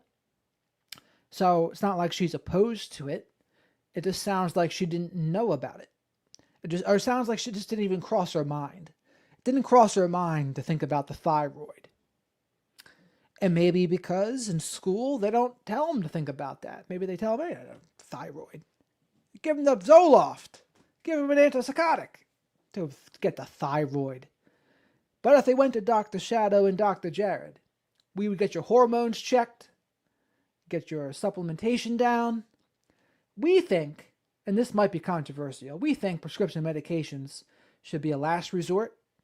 That being said, we're not against people that enjoy their or are helped from their prescription medications. You're helped by them, fine. I don't have a problem with that. The issue is when you're not being helped by them, like Lindsay was not. That's when you have to do something different. And that seems like what they just didn't do. Now, granted, Lindsay didn't like some of the side effects, which is understandable. That's a thing. But it just always seems like they were just prescribing the next thing instead. I would like to have seen them try different things, but instead, it just seems like next medication up. Yeah, first line medication. What does that mean? It just means it's one of the medications that is recommended first. Sometimes you have to try a number of different medications, but that is often a first choice. And is that based on studies and the experience of the psychiatric profession? Yes. What was the dosage that you recommended or prescribed for her for the Zoloft? 25 milligrams. And were there instructions on the prescription in terms of how many milligrams to take the first week and then how many to take the second week? Yes, it was 25 milligrams for 1 week and then increasing to 50 milligrams. And that was your initial prescription and what should have been on the pill bottle, correct? Yes. Was there ever a call from the defendant where she called you and said that she was having trouble with the 25 milligrams and you recommended her go to the 50 milligrams? No. You said you also recommended therapy, is that correct? Yes. And Astra Mental Health, did they have therapists on staff that you referred Ms. Clancy to? Yes. And do you know if she took advantage of that resource? She did. Do you know which therapist she saw? So she did. So she refused in some instances, but she agreed to this. So let's see. Yes. Who was that? Jennifer McAllister. And how does it work when a patient is at Astra Mental Health, they're being seen by a psychiatrist, they're being seen by a therapist? Is there someone that's kind of in charge of the treatment of the patient that oversees everything, or is it all just individual? The psychiatrist is in charge. Okay, so you would have been in charge of Ms. Clancy's treatment? Yes. And as part of being in charge of her treatment, would you review the records from her therapy sessions to inform and guide your treatment of her? Yes. What were the treatment goals for the defendant? I don't recall exactly what her words were. Would the goals be what your patient tells you? Yes.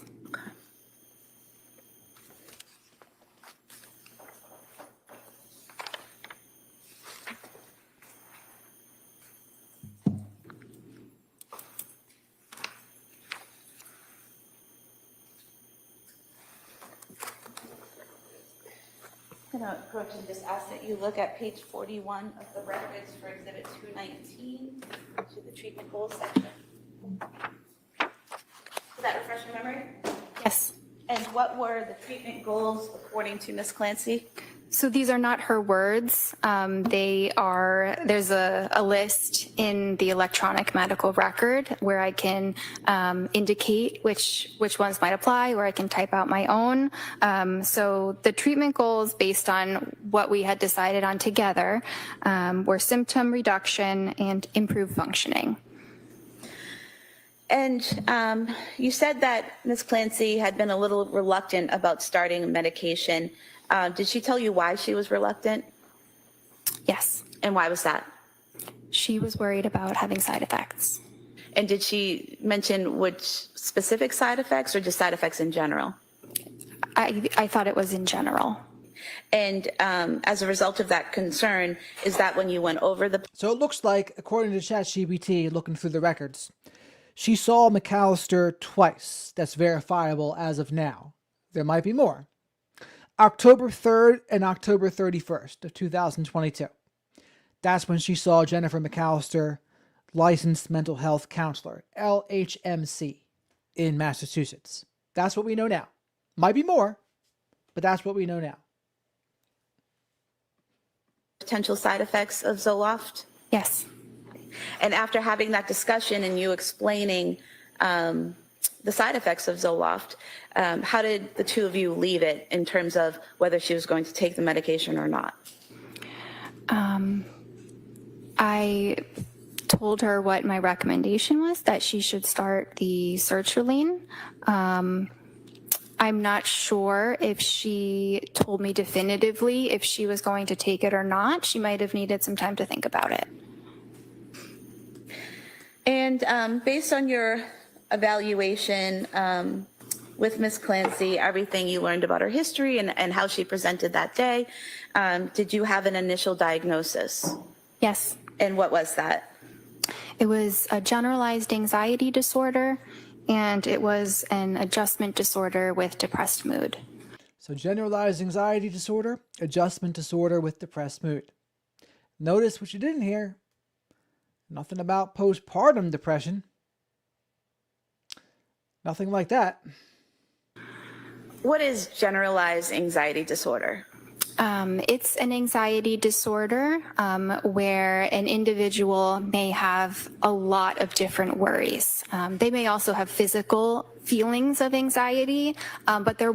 And Linda says, sorry to say, many counselors aren't that good for many. I will say this, Linda. It really depends on the counselor, right? Not all counselors are created equally. There's some good counselors, and then there's some not so good counselors. There can be great counselors, and there can be awful counselors. I mean, you can do the steps to become a counselor, and as long as you don't, break the rules, you can stay being a counselor. It doesn't really mean you're effective, but you can still be a counselor. So that would depend, right? How good is Jennifer McAllister, the LHMC? We don't know. I'd have to...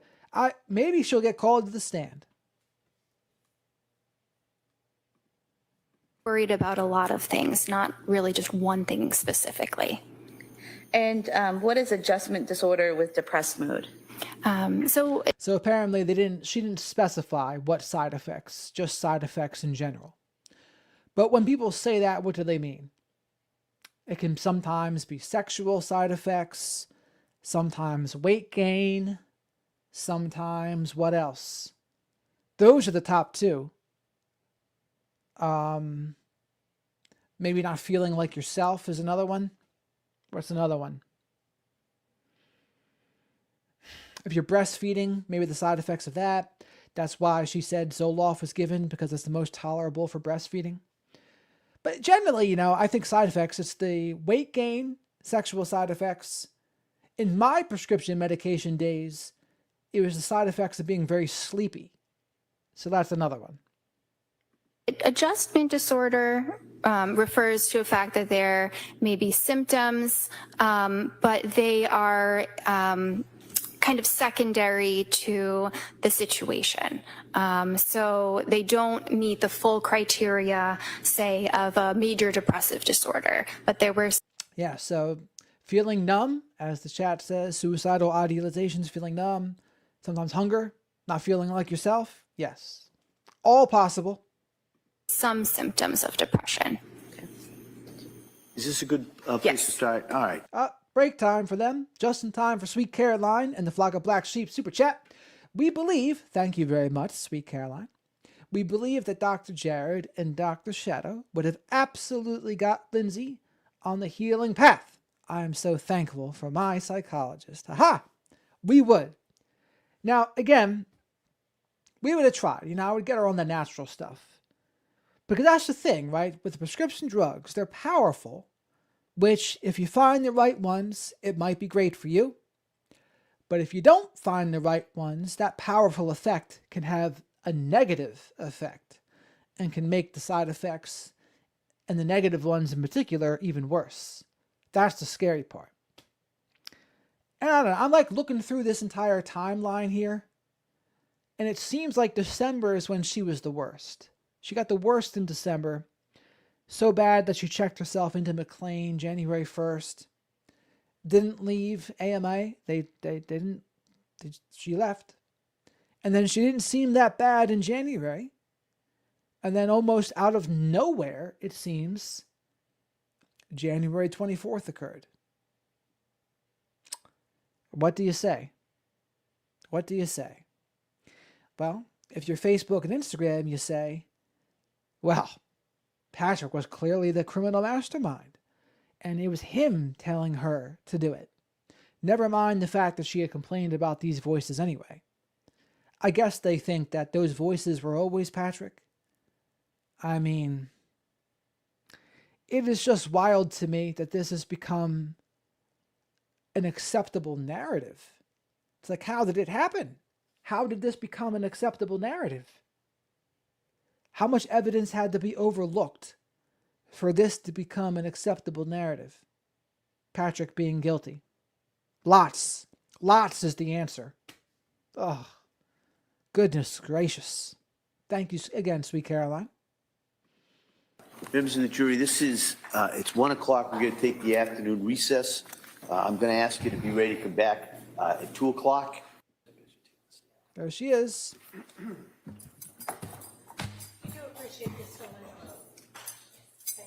All right, we all set? And that's the thing, masking is a thing, but I'll tell you what. Masking in your mental health appointments and your whatever counseling appointments, not a good time to mask.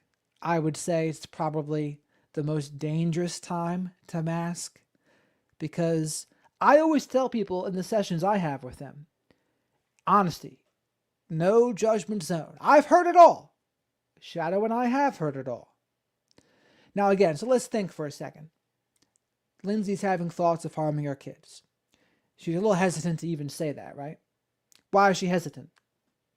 Probably afraid of CPS or whatever Massachusetts equivalent is of stepping in and taking the kids. But at the same time, if that's what you're afraid of, isn't that like a sane version of you at the same time? The sane version of you would be scared of that. So, because again, in retrospect, we wouldn't know who Patrick and Lindsay Clancy were if CPS stepped in there and took Lindsay away for a little bit. We wouldn't know who they are. The whole thing wouldn't be here. We wouldn't be talking about it right now. But the kids would be alive. Kids would have been saved, I think.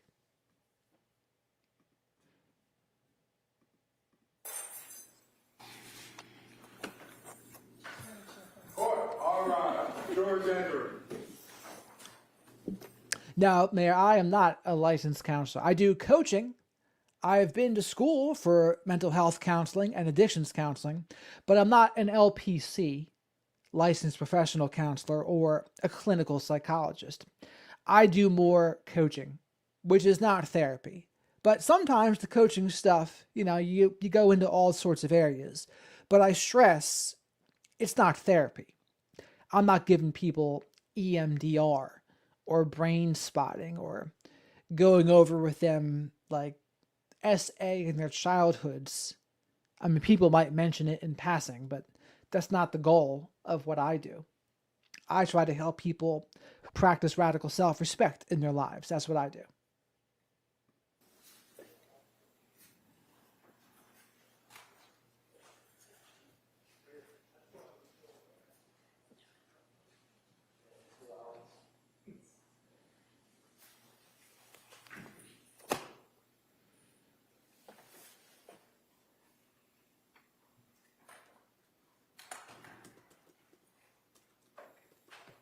This court's now in session. Please be seated. Your Honor, for the purpose of the record, we return back to the trial of Commonwealth versus Lindsay, Clancy. All parties are present, including the defendant and including the 18 jurors. All right. Attorney Sprague? Thank you, Your Honor. So, Dr. Tufts, back on that first appointment with Ms. Clancy on September 15, 2022, as part of the record, did you detail a section, history of present illness? Yes. And in that section, you put in here initial. I mean, honestly, it seems like, contrary to what the narrative is now, Patrick didn't like run away. When Lindsay told him about the thoughts, Patrick didn't run away. It doesn't even sound like he really judged her even either. I think he tried to do what he tried to do. Or he tried to be supportive. He just didn't know how. And he's being judged very harshly now for not knowing how. I think they're being too hard on him, as I've said. Sure, he could have been more proactive, but I just can't stress this enough. In hindsight, everything is 2020. But at the time, it was not so obvious. It seems obvious now, but it wasn't obvious then. A lot of people have intrusive thoughts. Doesn't always mean they act out on them. In fact, the majority of the time, they don't act out on them. But sometimes they do. So again, if you're a partner, you have kids with somebody, and they say, I'm having thoughts of harming the kids. What do you do? What do you do? That's a tough one, right? What do you do? Do you tell the medical professionals? Do you tell them to stay with a friend or a family member? Do you what? I mean, one thing's for sure. You got to do something different. It's just a matter of what it is. What specifically do you do different? Presentation, nursing school, Prozac helped, got treatment after second baby, 2 for anxiety, Zoloft 1 week, was nervous about breastfeeding, initial side effects. Can you just tell us where that information came from? My conversation with the patient. Okay. And where it says Zoloft 1 week, was nervous about breastfeeding, what does that mean? So she had tried Zoloft before during the postpartum period after her second baby.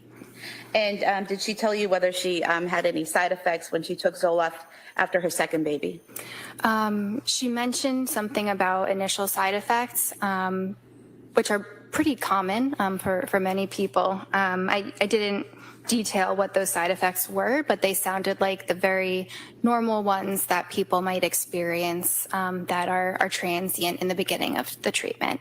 And what would those side effects be? Possibly upset stomach, appetite issues. I apologize. Can we know what related to this patient rather than somebody? All right, so why don't you ask if she remembers what the defendant said the side effects were?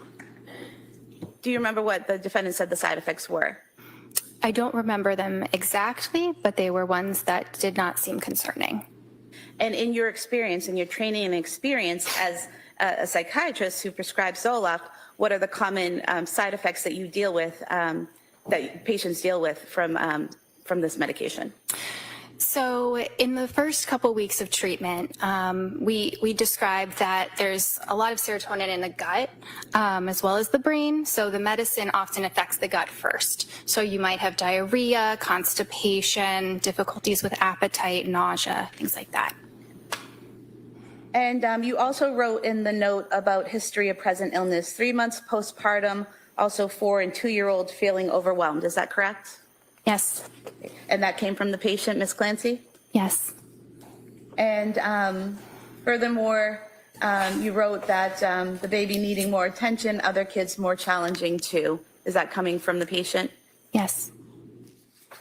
And does she also describe she's having trouble leaving the baby, too anxious to do anything when she leaves, physical tension, heart racing, worries he won't eat or sleep because he's refusing the bottle? Yes. And That's a big thing to go over too, Erica.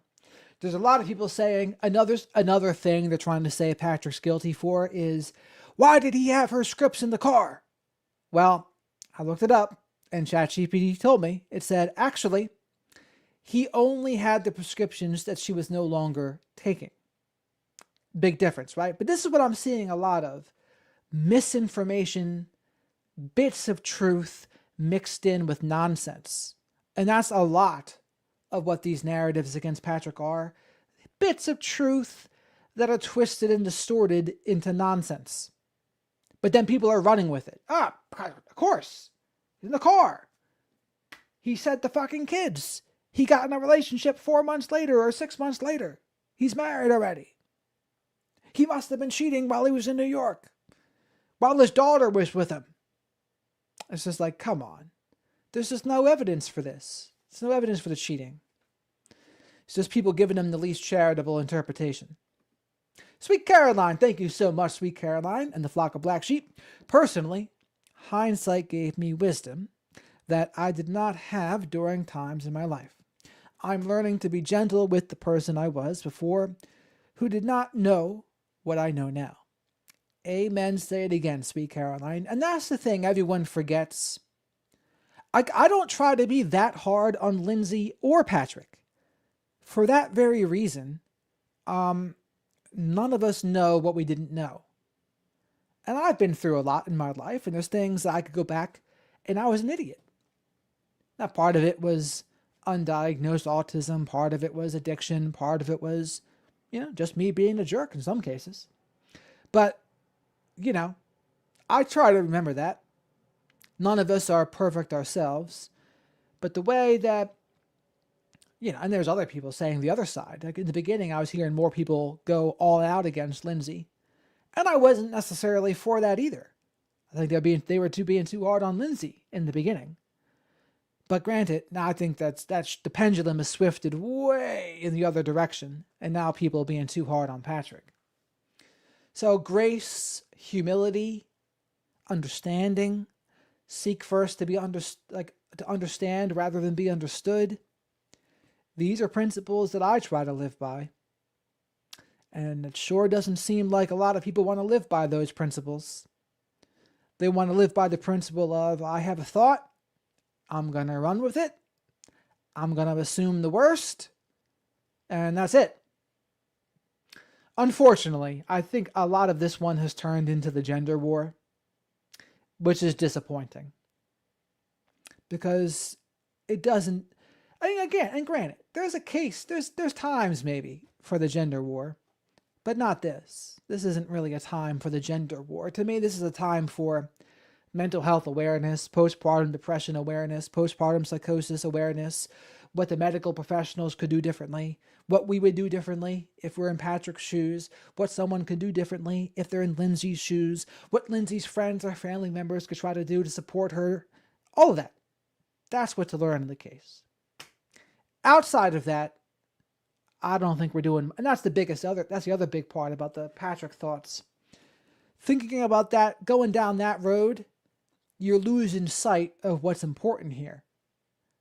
Like that narrative is just so far off it's so far off from what's reality. I mean, people are going to be disappointed on Monday because there's a lot of people think, oh, Reddington has it in his back pocket, Reddington being the defense lawyer. He has it in his back pocket that he knows Patrick did it. And he's going to pull it out. And he's going to whip it out and say, we think Patrick did it. And I can tell you what, that's not going to happen. I guarantee you that's not going to happen. And I'll be very curious what the jurors have to say. Because right now, the jurors, they're not supposed to be listening to any of this on social media, YouTube, etc. It's illegal. Judges will tell them, you are not to listen to anything about this case. You need to be completely unbiased. You have to hear what's in the courtroom. That is it.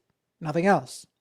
So when the case is over, I would be fascinated to hear what the jurors think about these Patrick theories. I bet you they're going to be flabbergasted and they'll be like, oh my God, that's what they're saying? They think Patrick's a criminal mastermind psychopath that framed Lindsay? And they'll say, were they listening to the same trial we were? So I'm waiting for that. I'm waiting for that moment. Thank you again, sweet Caroline. Did she say that makes her irritable? Yes.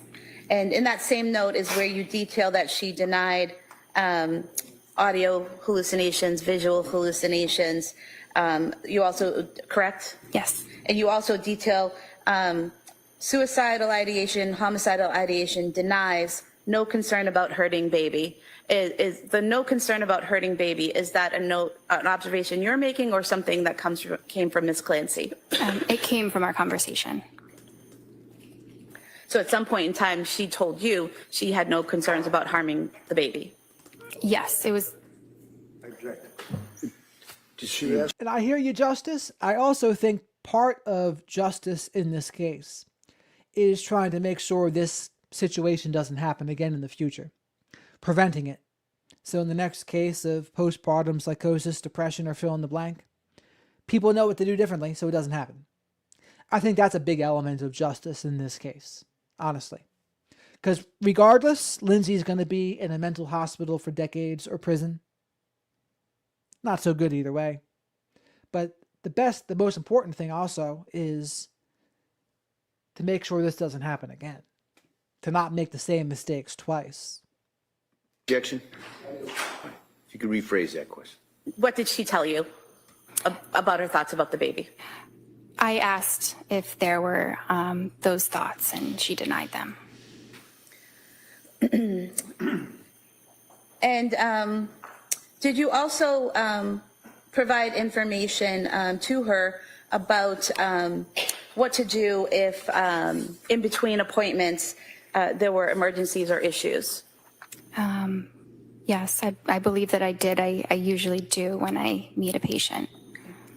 And in the page describing treatment follow-up plan, which would be in the initial diagnostic assessment from September 15th in that treatment follow-up plan section, there's a part there that says, if having urges to harm self or others, go to the nearest emergency room, call 911, or call the National Suicide Prevention and Crisis Hotline, correct? Yes. Is this page given to the patient? They can access it online on the portal. So Ms. Clancy would have the ability to go on here, look at the portal, and see what to do if she was having a crisis. Yeah, just this this plan section, yes. Just the treatment plan section. Yes. So is it that she would have to search through the records, or is that something you can click on to see the treatment plan? I'm not sure exactly what it looks like for a patient. Okay, but that's one of the sections that's available to the patient, Lindsay Clancy, if she goes onto the portal. Yes. Well, it's totally up to Kevin Reddington if they put her on the stand or not.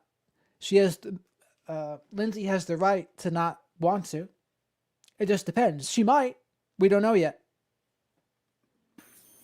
There's also in here, if you feel you're in crisis, you may text home to a certain text number from anywhere in the United States. Is that correct? Yes. And what does that do when you text that text number you text home to that text number? It connects you to a counselor. Now, what was the treatment or follow-up plan for Ms. Clancy? To start the search for Lean, to start individual therapy, and to follow up with myself. So your recommendation wasn't just that she take pills, you recommended that she attend therapy, correct? Yes.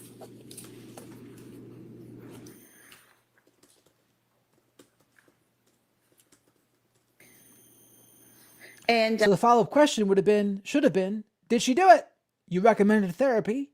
You mentioned she saw Jennifer McAllister, but how often did she do it? I don't know, this prosecutor's dropping the ball in some of these questions, honestly.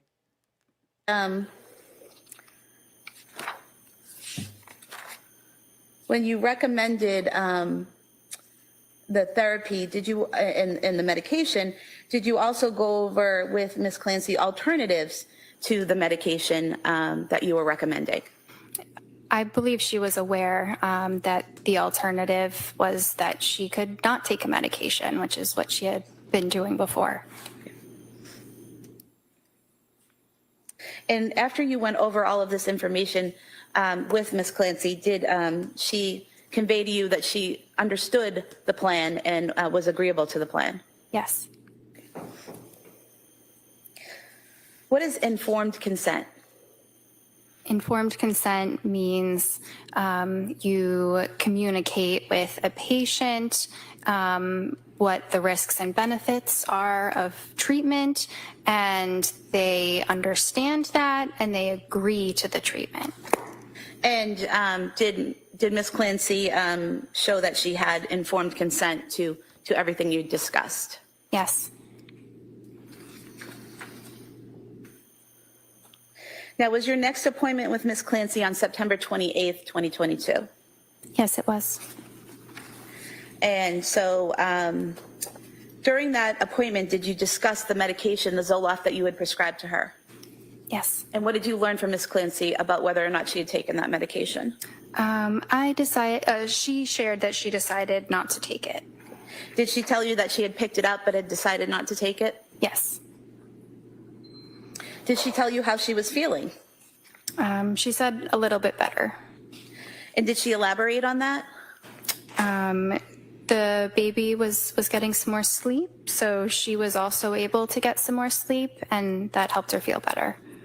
And at this appointment, did you go through a mental status exam of Ms. Clancy? Yes. And what is a mental status exam? So a mental status exam is an assessment of the patient at the point of meeting. It can change at different times, but it's comprehensive, referring to how the patient appears, how they cooperate, how they speak, how they describe their thoughts, how they're able to communicate with you, and what their mood is like. And do you do that at every appointment with every patient? Yes. And so on the September 28th, 2022, when you met with Lindsay Clancy for that second meeting, did you do a mental? So I'll say this though, Erica. So the fact that they withheld the next question maybe means that she did do the therapy. Maybe, right? And that's why they didn't ask the question. They know the answer is yes. And for her to do that, it looks like she's doing more of her due diligence, Lindsay, right? Now, that's just speculation on my part, by the way. I don't know that for sure. It's just me speculating a reason why the prosecution wouldn't ask that follow-up question. Status examination. Yes, I did. And what was the result of that? So I can, is it okay if I read it from the note, or do you just want me to? There's no objection? Go ahead, you may. She was alert, she was oriented, she was appropriate, her rapport, meaning how she worked with me, was appropriate. And Sweet Caroline, Christian John said to me the other day in our interview that psychiatry is very subjective because it can't be so scientific because you can't observe someone's brain. Like you need a third-party observer, and there's no way to do that. The only thing you can do is observe symptoms and what people say. So you don't know. You don't know what's going on. You know what they say. You know how they behave. But that's it. I mean, to an extent, some brain scans perhaps, but maybe that's the closest thing you can do. Hormone levels, you can check that. But it makes it tricky. It makes it tricky, and it really is subjective, despite the fact that a lot of professionals would like you to not believe that because they think it discredits the profession. It just means it's a lot more gray and nuanced than a lot of people want to believe. And it is gray, and it is nuanced. I don't think there's any way around it. Appropriate, dressed appropriately, euthymic, meaning not depressed, not angry, kind of a normal mood. Her affect was full. Her speech was appropriate. Her thought content and a process were appropriate. She did not mention any hallucinations. At this point, I mentioned her insight was poor. Her judgment was excellent. Her cognition was did not show any deficits, and there was normal psychomotor activity. And why did you list that her insight was poor? So I think that must have been related to the fact that at this point she did have some very clinically significant anxiety. Usually when people come to a psychiatrist, they believe that their symptoms are significant and that a medication is something that might be prescribed. But despite these symptoms, she still didn't want to try the medicine. And what is the difference between a psychiatrist and... Dee just reminded me, and Shadow reminded me too. Make sure you remind people to like the video because likes are free. Smash the like button. Leave your DNA of choice in the like button. Subscribe to the channel if you're not already. If you're lurking, say hello to the flock of black sheep in the live chat because we do have an awesome and amazing and supportive group here. Very encouraging as well. As always, super chats, super stickers, and becoming a channel member or gifting channel memberships, great ways to support the channel. They help me pay for Shadow the Night Owls, soy-free hoodie snacks. I usually go live 5 or 6 nights a week to talk about true crime, current events, and psychology. I will do interviews like I uploaded today with Dr. Peter Salerno and Dr. Deborah Lieberman. Check that out if you haven't already. And I'm still scouring the planet for the next interviews to dish out to the flock of black sheep. And thank you very much for all of the support that Shadow and I have been getting so far. a psychologist? So a psychiatrist is a medical doctor. We go to medical school and then we specialize in psychiatry. A psychologist does not go to medical school. They may do a lot of research in their training. They may learn a lot about psychotherapy, but they don't learn about the human body, about how we metabolize medications and things like that. And so can a psychiatrist prescribe medication? Yes. Can a psychologist prescribe medication? No. Now, in the medical records exhibit 219, page 47, it lists here recent lab work, no lab results were found. Is it that you had ordered lab work and you couldn't find the results, or that none were ordered? None were ordered. And why is that? It was not necessary. And why isn't it necessary at that point for Ms. Clancy to order blood work? There's no blood work that is commonly done when a patient presents with generalized anxiety disorder. And this is Reddington's going to pounce on this. Reddington would say, no blood work that's commonly done. Lindsay Clancy's postpartum. She's postpartum. That's what she say, postpartum. My Boston accent coming out. Why wouldn't you test her thyroid to see if there's thyroid dysfunction? Mind, body, spirit, Dr. Tufts. Other medical complications. What types of situations would you order blood work for? I mean, there could be a lot. Certain medications require laboratory monitoring. Maybe something that, could affect the kidneys or could affect the thyroid, could affect the cholesterol. These are things that we monitor to make sure that the medicine is prescribed safely. And so Zoloft, is that not one of the ones that would need to be monitored because of its potential effects on the body? Correct. And at that time, she reported to you she wasn't even taking it yet, correct? Correct. And your appointment that day, I think according to the records, it was approximately 17 minutes long. Is that correct? So here's the thing also about Dr. Goodhart, though, Songbits. She's part of that civil lawsuit, so she's doing some CYA in there. Is it possible she lied or withheld? I can't rule that out. Considering that lawsuit, I can't rule that out. So can I explain that? Absolutely. Because I think there's a bit of a misunderstanding. So the 17 minutes, I think people are looking at the note where it says a therapy start time of 10 a.m., a therapy end time of 10:17. So they're calculating 17 minutes. But Those timestamps are specifically related to the therapy portion of the exam. They're not reflective of the complete duration of time when I met with her. So what would be the complete time that you met with her on that day? So I don't know the exact amount of minutes, but the appointments are 25-minute appointments, so it would be more or less a few minutes, about 25. And so the 17 minutes that are for the therapy portion of the appointment, what comprises therapy? What does that involve?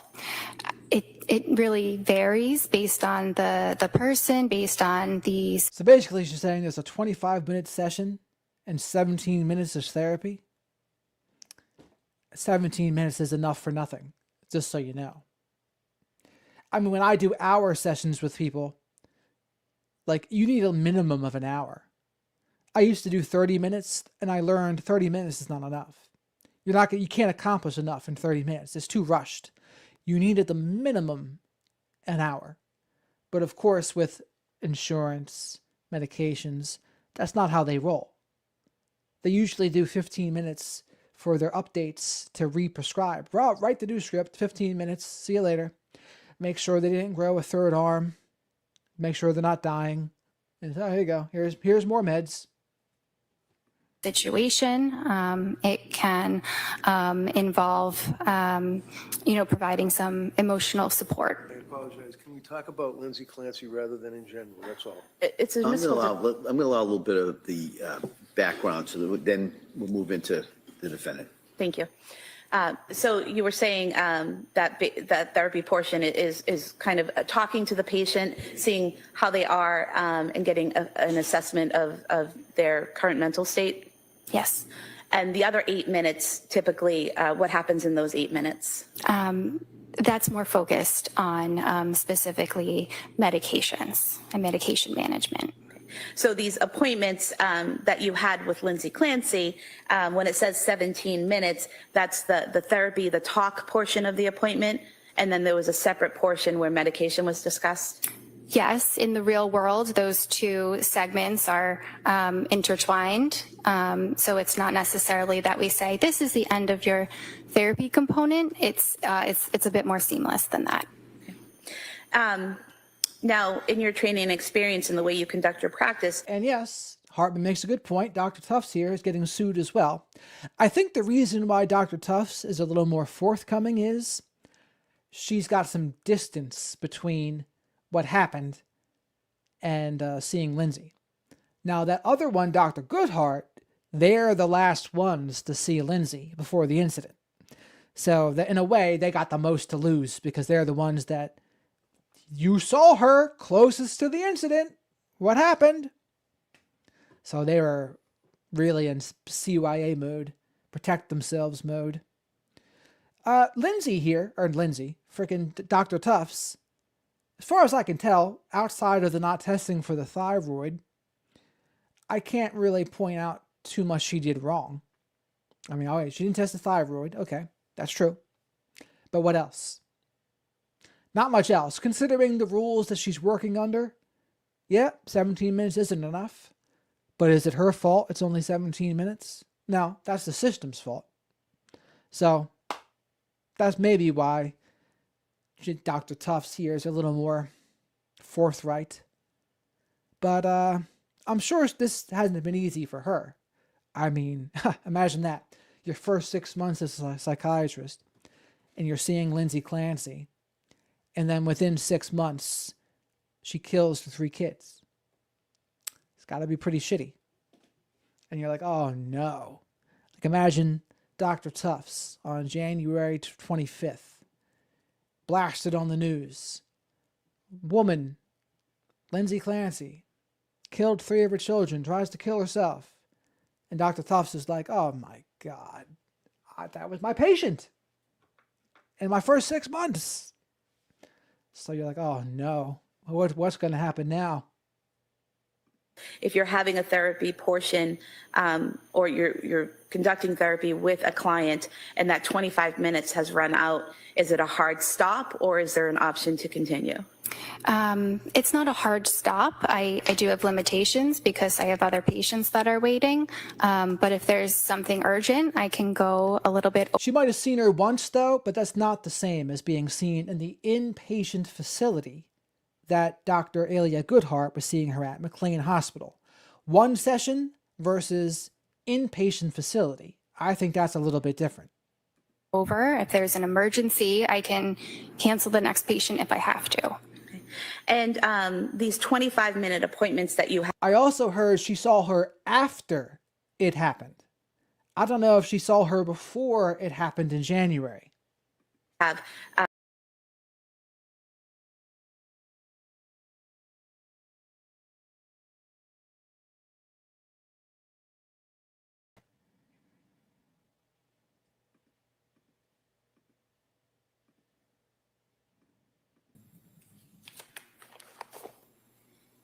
Now, that appointment on September 28th, 2022, was that also a virtual appointment? Yes. And did Ms. Clancy appear to be alone in that virtual appointment? Yes. And based on your conversations and assessment of her on that day, what was the plan going forward?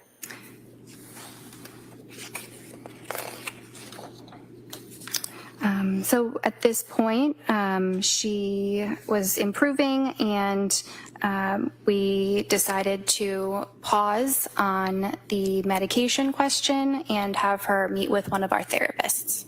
So that first appointment was on September 15th. You recommended therapy. The next appointment was September 28th. So had Lindsay not scheduled a therapy appointment yet with Jennifer McAllister at that point? I'm not sure when she called to schedule that. Okay. And, but that was the plan going forward, that your recommendation was that she attend therapy with Jennifer McAllister? Yes. And did Ms. Clancy seem receptive to that plan? Yes. Did she tell you she was going to make an appointment with Ms. McAllister? Yes.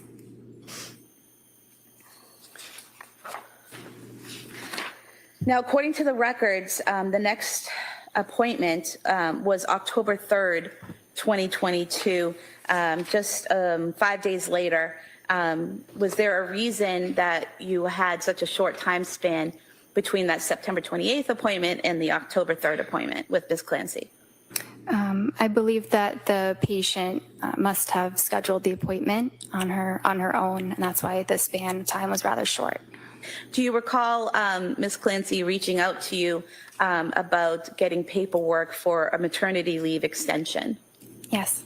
And did she reach out to you through the portal for Astor Health? Yes.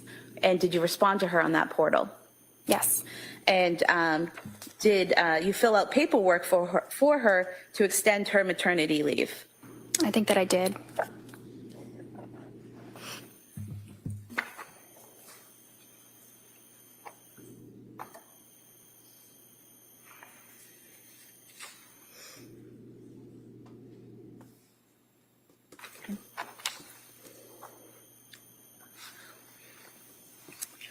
And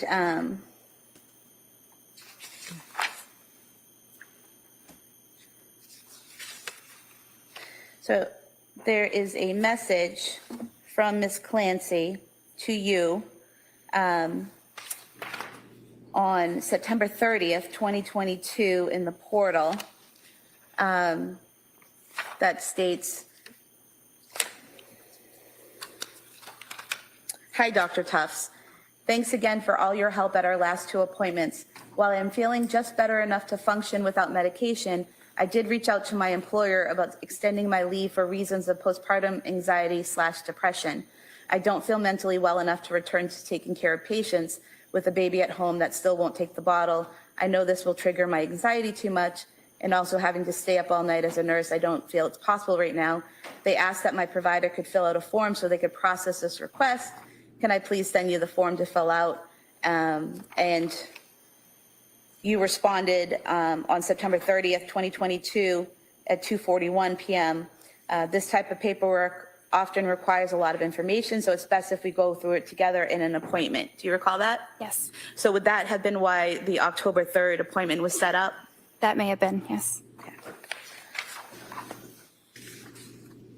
And then do you recall receiving a message from Ms. Clancy on October 10th, 2022, stating, "Hi, Dr. Tufts, there is a part on the serious health condition form that you filled out for me that needs to be changed.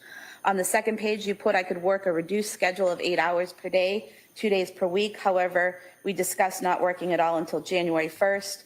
I think we talked about when I returned to work, that is what I could do, but that the way it appears on the form makes it seem like I can do that now. Do you still have the form to make the adjustment, or do I need to send it back to you?" And then you responded that you would send back an updated version. Is that correct? Yes. So do you recall having a conversation with Ms. Clancy at the October 3rd appointment about not returning to work and how long she should be out of work for? I recall having a conversation about that. And that January 1st date, was that something you decided or something Ms. Clancy requested? I think it was something that we decided together. And in that appointment on October 3rd, did Ms. Clancy tell you that she was on the verge of taking the medication? Yes. And did you discuss that with her? Yes. And what was that discussion? Well, she was having more anxiety again. It seemed like maybe it had started getting better, and then it was kind of where it had been when she initially reached out, and so she was feeling like a medication might be helpful. And did Ms. Clancy tell you at that appointment that she wanted to try therapy before taking the medication? Yes. But she had not had an appointment with Jennifer McAllister yet, correct? I'm not sure what date her first appointment was with Jennifer McAllister. ChatGPT said October 3rd was the first date with Jennifer McAllister, and October 31st. Those were the only two confirmed. There could be more, though. I don't know. But I will say this. If that's all it was, October 3rd and October 31st, that's not going to be that helpful.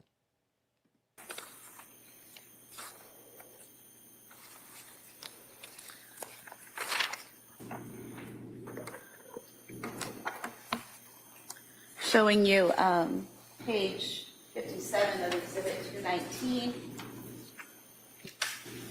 An initial therapy assessment by Jennifer McAllister on October 3rd, 2022. Would that have been the first time she saw Ms. McAllister?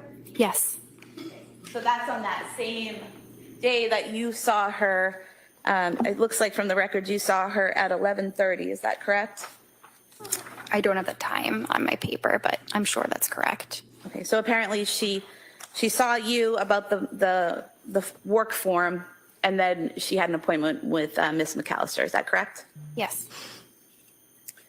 And it says here in the records that Jennifer McAllister is an LMHC. What is that? A licensed mental health counselor. And so is a counselor, a licensed mental health counselor, someone who can conduct therapy sessions? Yes. And why is it in your practice that you have a psychiatrist who does therapy and prescribes medication, but in addition, you would have a therapist doing counseling?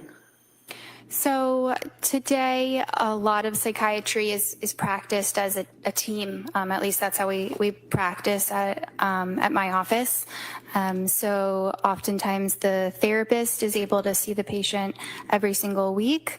They're able to focus in more depth on certain aspects of the patient's well-being, and so it's helpful to have one person paying extra attention to the therapy component, especially when the psychiatrist does have to spend a lot of time discussing the medications and thinking about the medications. So it's like a la carte.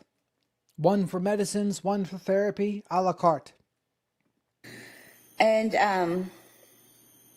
so is that the teamwork approach that Clancy received in her treatment at Astor Mental Health? Yes.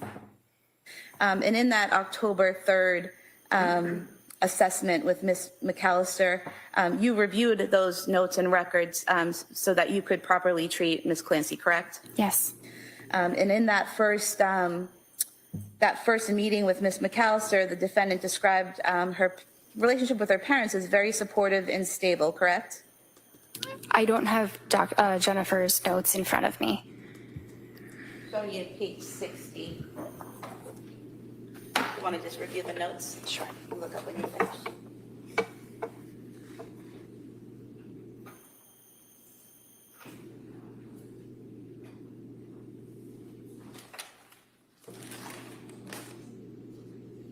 So coming up here in a minute, the prosecutor's going to ask Tufts, did Lindsay not want Patrick's parents seeing the kids or watching them?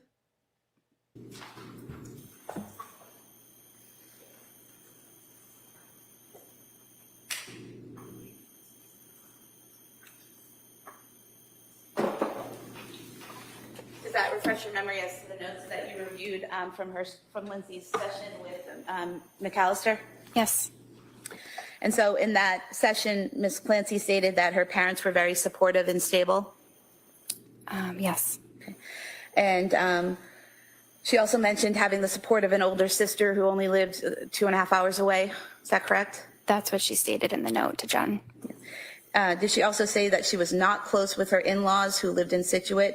She would see them often as they were her husband's parents, but she didn't generally allow them to watch the children. So she saw Patrick's parents often, but she wouldn't generally allow them to watch the children. That's interesting to me. That's very interesting. Correct? That's what I read. And there's a quote in here, don't have a particular reason why, they don't bug me about it either. Is that correct? That's what I read. So it doesn't have a particular reason why, and Patrick's parents don't bug her about it. Interesting.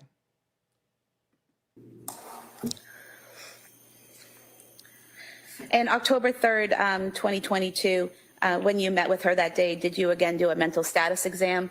Yes. Had anything changed in that mental status exam from the September 28th meeting that you had with her? Can I review it? Yes.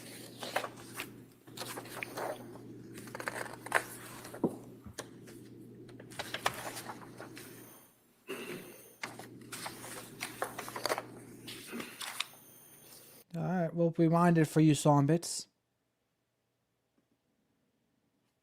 You reviewed those notes and records so that you could properly treat Ms. Clancy, correct? Yes. And in that first meeting with Ms. McAllister, the defendant described her relationship with her parents as very supportive and stable, correct?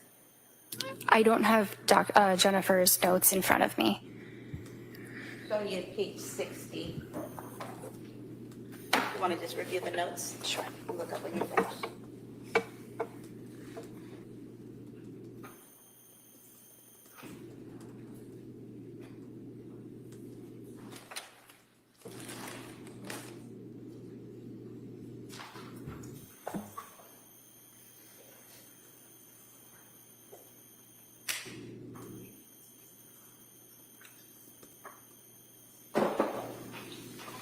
Does that refresh your memory as to the notes that you reviewed from Lindsay's session with McAllister?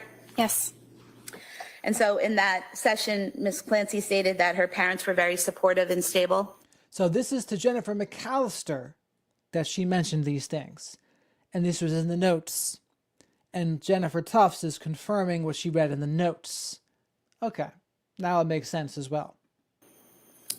Yes.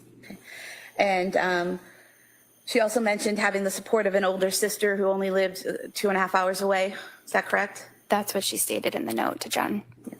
Did she also say that she was not close with her in-laws who lived in Situate?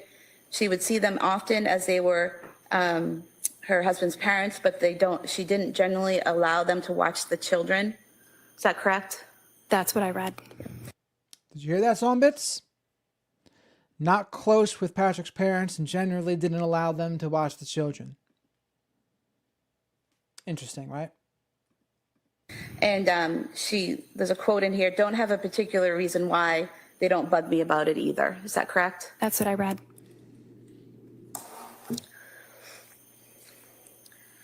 And October 3rd, 2022, when you met with her that day, did you again do a mental status exam? Yes. Had anything changed in that mental status exam from the September 28th meeting that you had with her? Can I review it? Yes.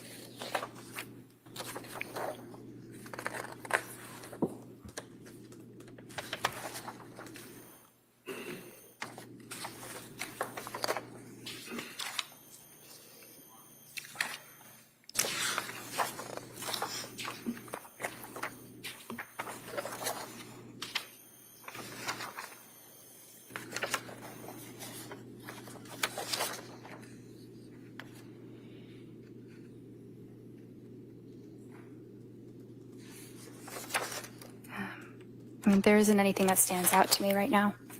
And I think that what you put on the October 3rd date was that her insight was still poor. Yes. It was that for the same reasons you described earlier. Yes. The next time that you saw Miss Clancy, was that on October 20th, 2022? Yes. And what information did you learn on that date about whether or not she was taking the Zoloft you had prescribed?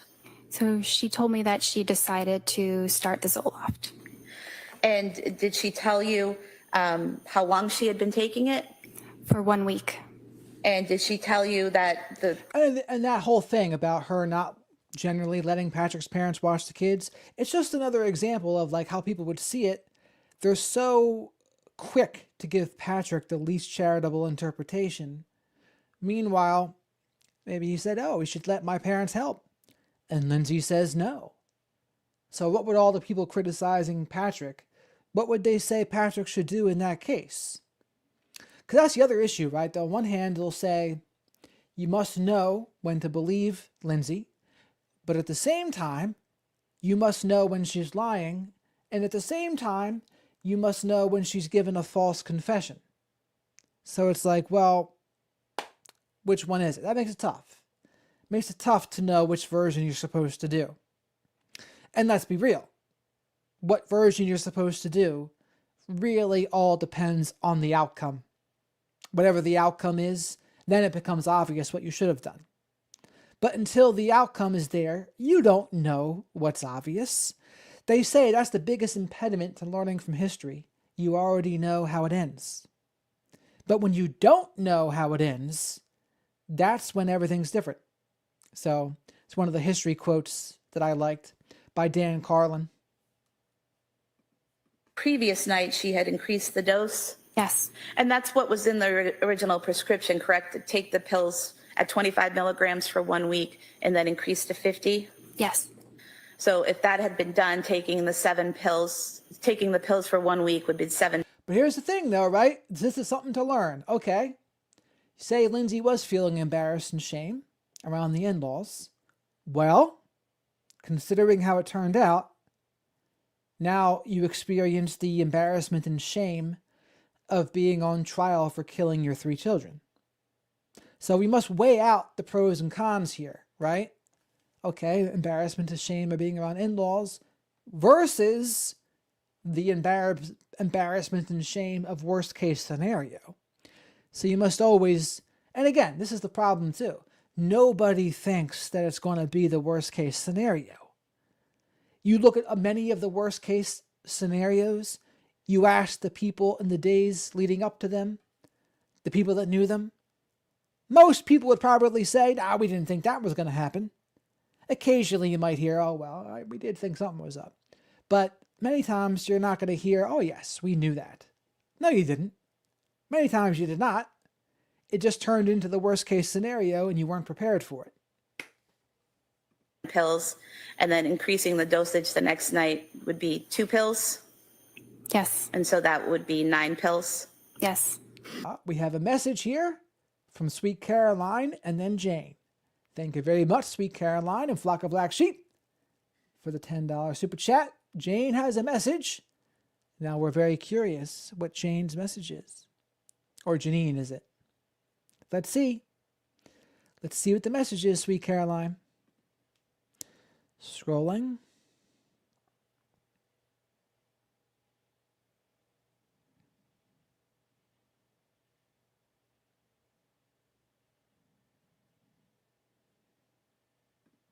This message, everything looks different in hindsight, just saying. I will agree with that. And that's why I say, that's ultimately why it bothers me so much that so many people are giving Patrick the least charitable interpretation of everything, because they're forgetting hindsight is 2020. Everything seems so obvious now, but from September through January 24th, it did not seem so obvious. Now it does. But before that, no.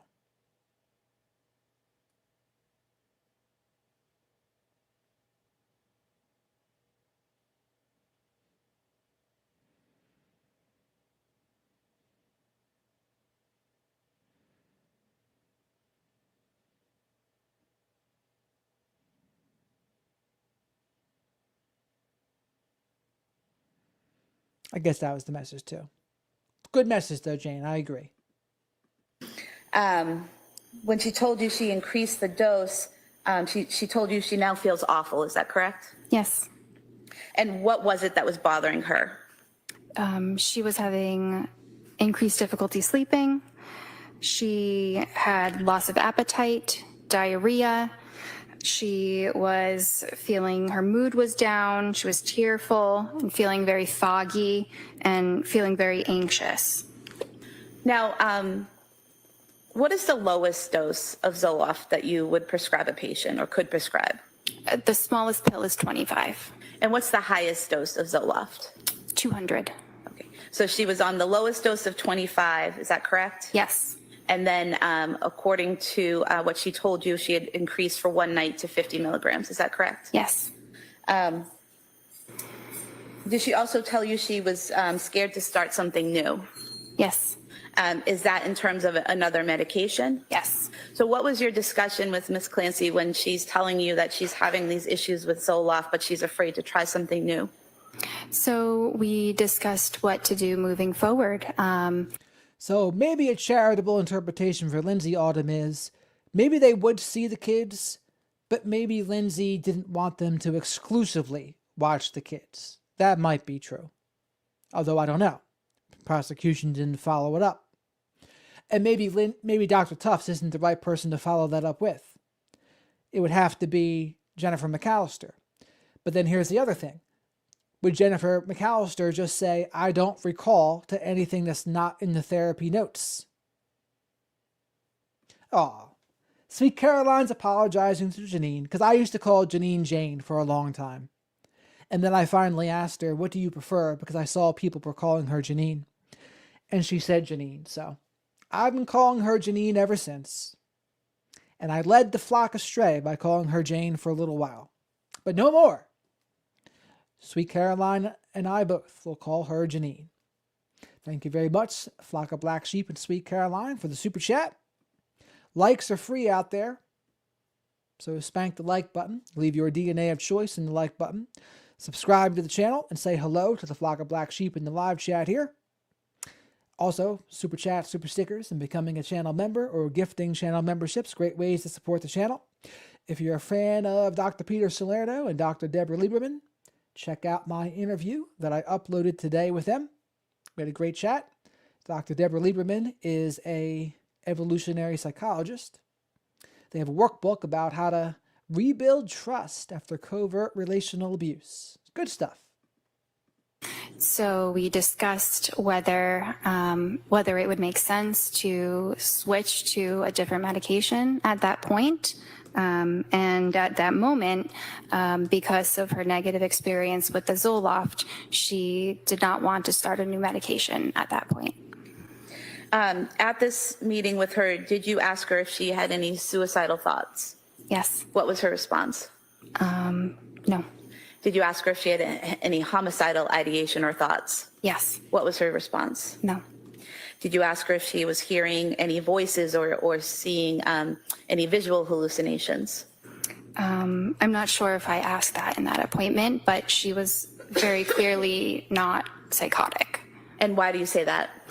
Because of how I described some of the signs of psychosis that are on the mental status exam, none of those were present.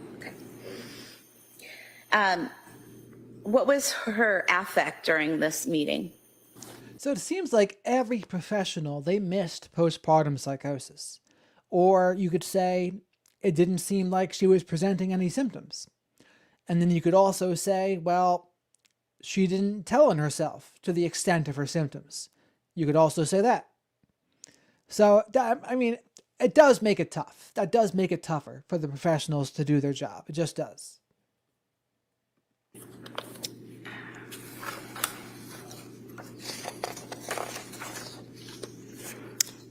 It was depressed.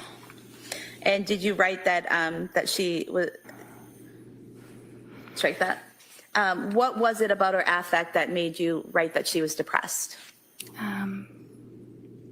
She visually appeared like she was feeling sad. And her mood, how did she report that to you? That was depressed as well and anxious. What about her thought content and process that day? That was appropriate. And her speech? It was appropriate. And her judgment and cognitive skills? Her judgment was excellent, and her cognition didn't have any deficits. And her psychomotor activity? Normal. So the main change here from previous visits was that she appeared depressed and anxious. Yes. Although she had appeared anxious that first visit, correct? Yes. So to make sure we have the timeline correct, the first visit she appeared anxious, the second visit she appeared to be doing better, the third visit. Yeah, I mean, it's a combination. I mean, like I said, the only thing I can truly call Tufts out for is not thinking about the thyroid test and postpartum depression, right? That's one thing. Now, again, you could say, oh, Lindsay's the nurse. Could you say, is she familiar with postpartum depression? Maybe. But I think it's a team effort. Like the professionals, they have the responsibility to do their best, and it's up to them, regardless of the situation, to help them to the best of their ability. But I will also say it becomes much easier when the person's working with you and being forthright. It doesn't mean it's not going to be impossible for her to help. She didn't think about postpartum depression and the thyroid. Let me know if you think there's anything else she's missing. But to me, that's the biggest thing she's missing. She still had that poor insight when you met about the paperwork. And then this fourth visit, she appears depressed. Is that correct? Yes. Did she also tell you that she was worried about getting suicidal thoughts?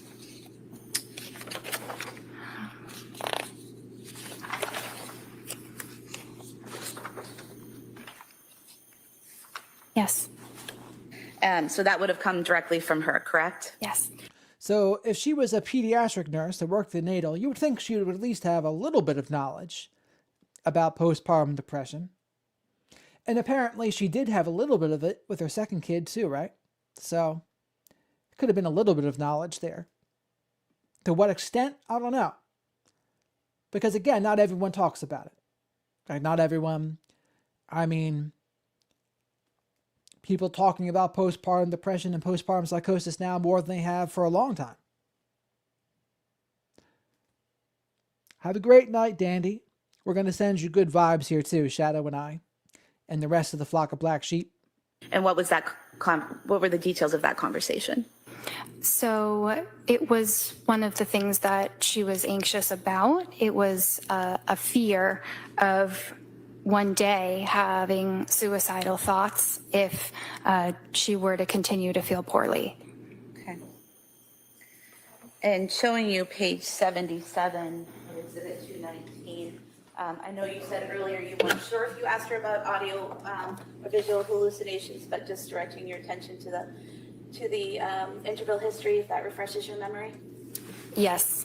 So Did you ask her about audio hallucinations and visual hallucinations? On the 21st, I did. Okay.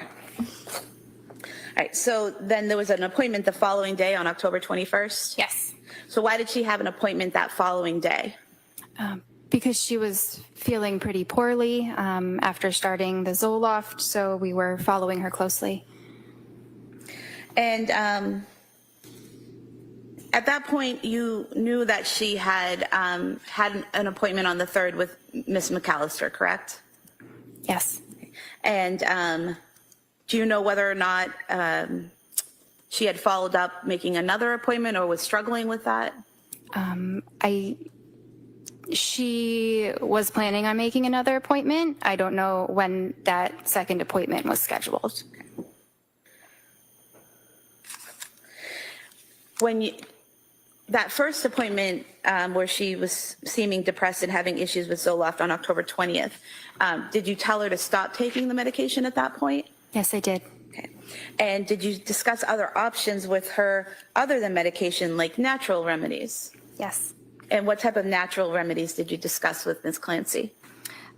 So I mentioned things like fish oils, something called L-methylfolate or SAME. These are supplements. Same. The Shadow approves of those. Fish oil and same. She said it wrong, though. It's SAMe. Not same. It's SAMe. But also the L-methylfolate. Supplements. We're all for it. And is that, why would you offer alternative remedies to a patient? So it was because she seemed reluctant to start a prescribed medication. I thought she might be more open to something that was natural. So you weren't pushing her to take a prescription medication, correct? No.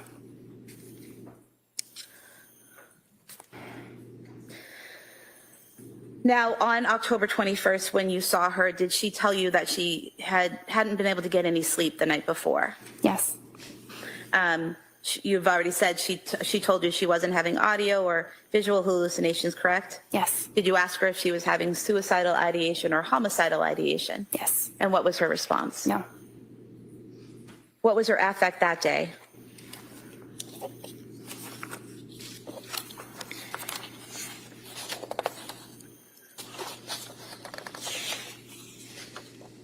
It was depressed.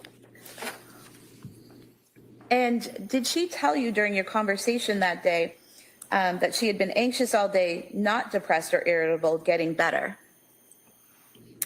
Yes. Okay, so she's telling you she's not depressed, but her affect to you appeared depressed. Is that correct? Yes. And is that for the same reasons you stated earlier, those visual cues that you saw? Yes. Did she appear hyper or manic in any way? No. Was there any changes in her rate of speech or pattern of speech? No. Was there any difference in her mental status exam?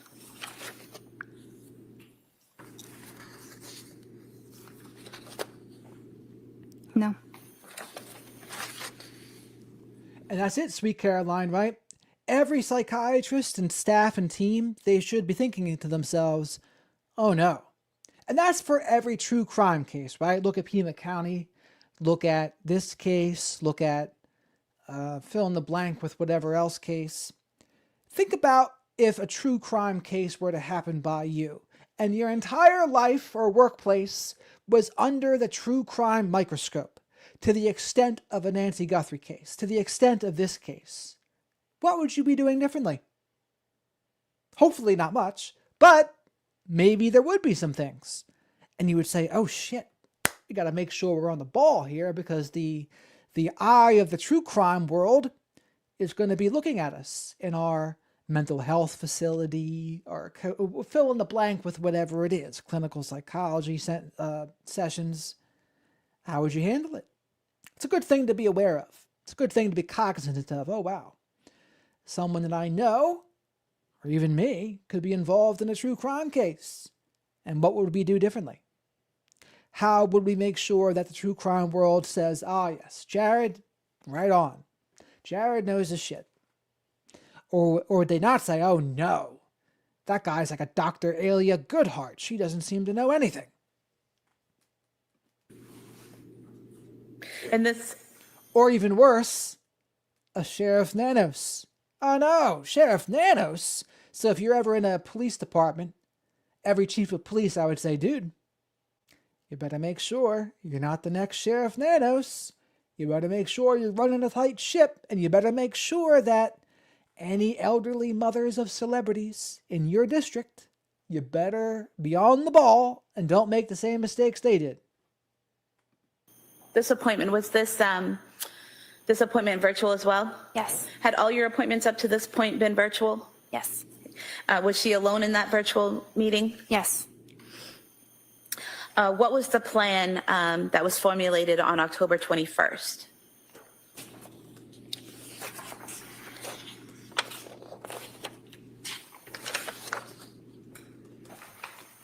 So the plan was that she start a medication called Ativan to be taken as needed, which means not necessarily every day, but in the instance of severe anxiety. And how did you explain to Ms. Clancy when to take the medication? I don't remember exactly how I explained that. So in general, as a psychiatrist, when you're prescribing a medication like Ativan and you're telling a patient to take as needed, what does that mean? So it means when the symptoms are present, and in this case in particular, when the symptoms are severe. So with Ms. Clancy, what were the symptoms that she was experiencing that made you decide that Ativan would be an appropriate medication? Anxiety. So would it be when she was feeling anxious, feeling those symptoms of anxiety, that she should take the medication? Yes. And what was the dose again? 0.5. What's the lowest dose of Ativan you can give? 0.5. What's the highest dose? Maybe 2. So you started her at the lowest dose, the 0.5. Yes. And was there a specific time frame that you wanted her to try this in? Yes, this was for 1 week. And was the prescription for a 1 week amount, or is it hard to tell that because it's as needed? It's hard to tell that without seeing exactly how many pills were prescribed. And was there also, again, a recommendation to go to Ms. McAllister for therapy? Yes.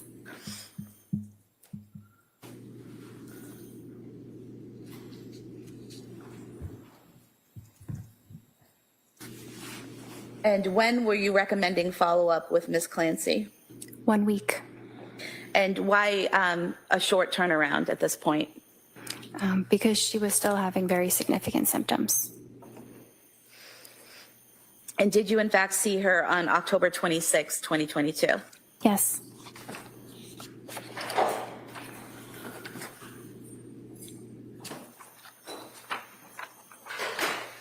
And at that appointment, what was Ms. Clancy's affect?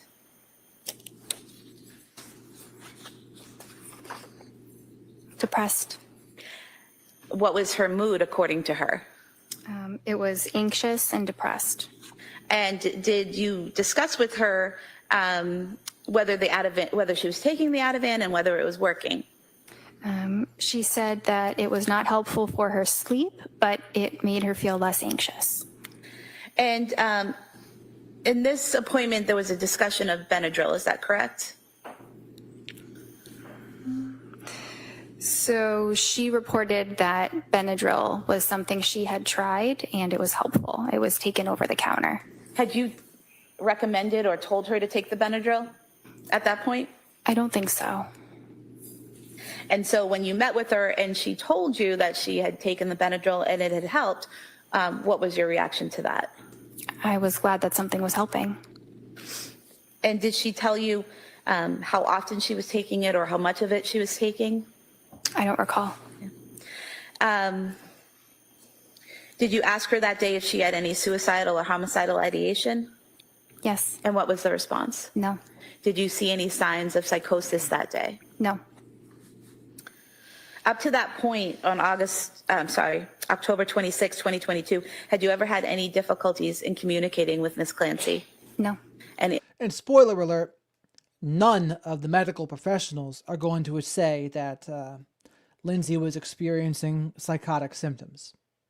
None of them are going to say that. So it might come down to Reddington's expert witnesses, the ones that testify about what postpartum psychosis is like, or psychosis in general. That will be interesting. ever any difficulties understanding her or thinking she wasn't understanding what you were saying? No. At this appointment on October 26th, 2022, did she tell you that she had scheduled an appointment for therapy with Ms. McAllister? I don't remember. Oh, yes, she did. She said she has an upcoming. But that's the point, though, she only admitted to suicidal idealizations. She never admitted to thoughts of harming the kids. And this is where I was tricked. I had read before the case that Patrick had told medical professionals about Lindsay's intrusive thoughts about harming the kids. So far, no one has, legitimized that. Confirmed that. No one's confirmed that. Dr. Jennifer Tufts didn't confirm it, and Dr. Alia Goodhart from McLean Hospital didn't confirm it. So it makes me wonder, did it happen? Did Patrick Clancy not tell them? Or are the professionals here covering their butts? I can't imagine they directly lie like that. They would probably get caught. And they would probably get caught, at the very least, in the civil lawsuit, right? Appointment. And what was the plan after meeting with Ms. Clancy on the 26th?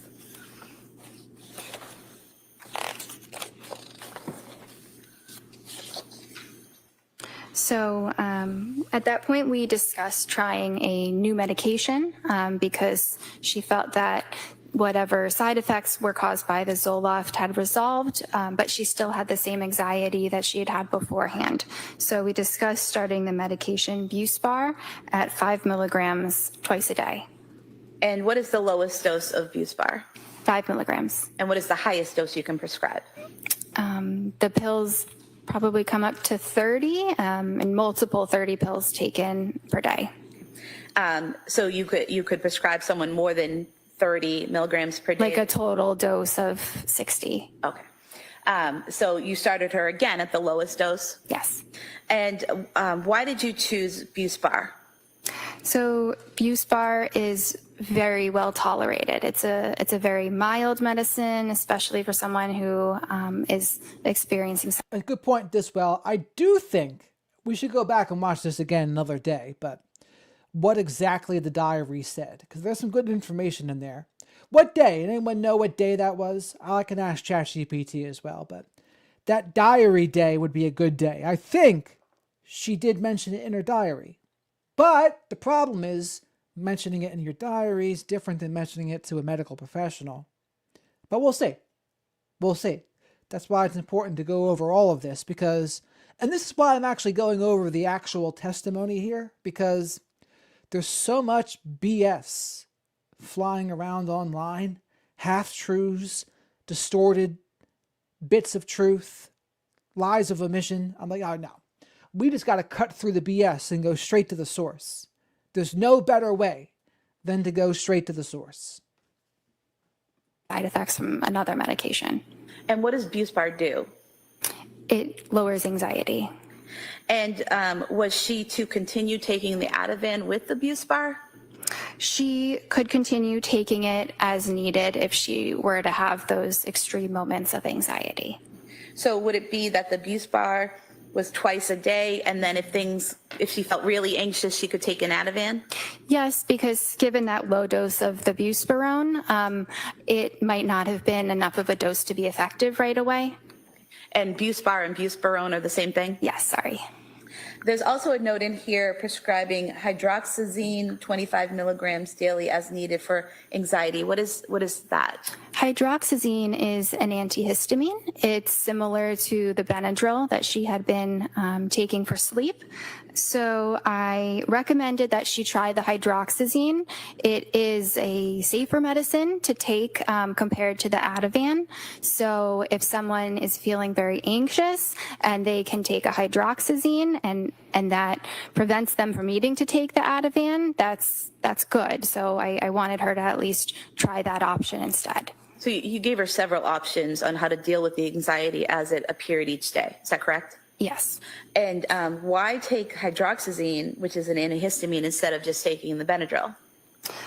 So they're very similar, but hydroxyzine is indicated for anxiety, whereas Benadryl is really indicated for allergies. And you discussed this plan with Ms. Clancy. So here's the thing about a lot of psychiatrists, right? They're not given therapy. And this is maybe one of the issues with the a la carte treatment. One person for therapy, another person for medicine. When your only tool is a hammer, every problem looks like a nail. So when you're the psychiatrist, you're just armed and ready with your prescription pad. Now, to her credit, she did offer some supplements.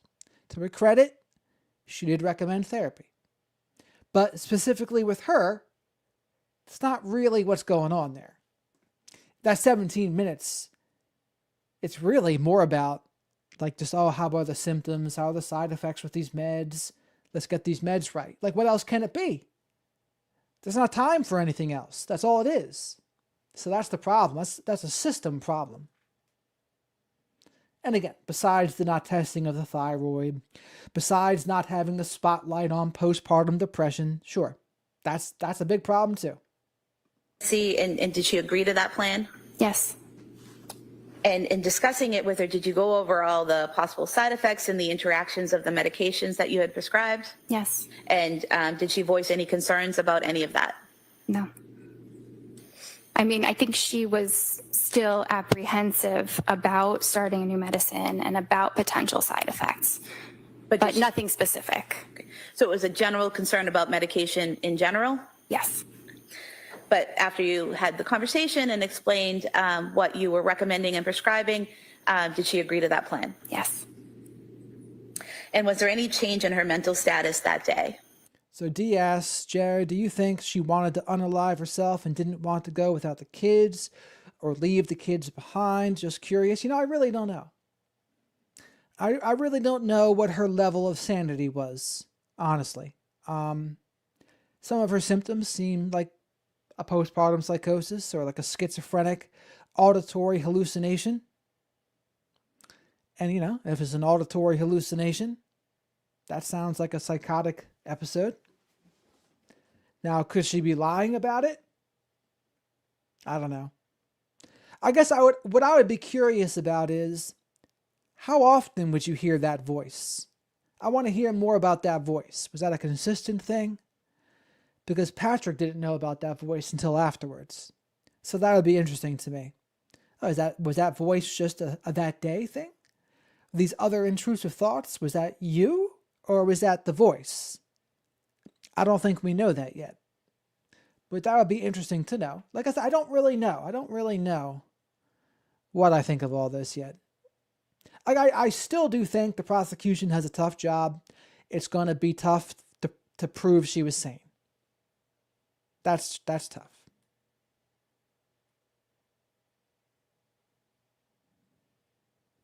Up, where you got your song bits?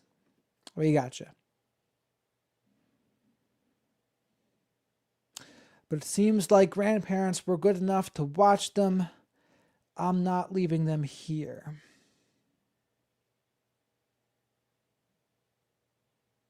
What do you mean not leaving them here? As in... So I don't know, like, how... I mean, her suicide attempt's pretty serious. But, I don't know. I mean, I think the motive was more so the kids first.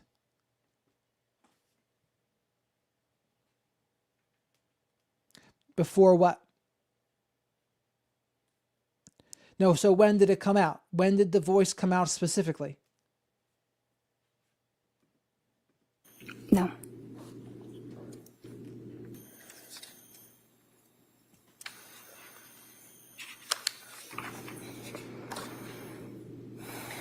Now, going to the next time that you saw Ms. Clancy was at October 30, I'm sorry, was her next appointment on October 31st with Jennifer McAllister? Yes. D, ask the question again, because I don't know how far back it is. So whatever the question is, ask it again.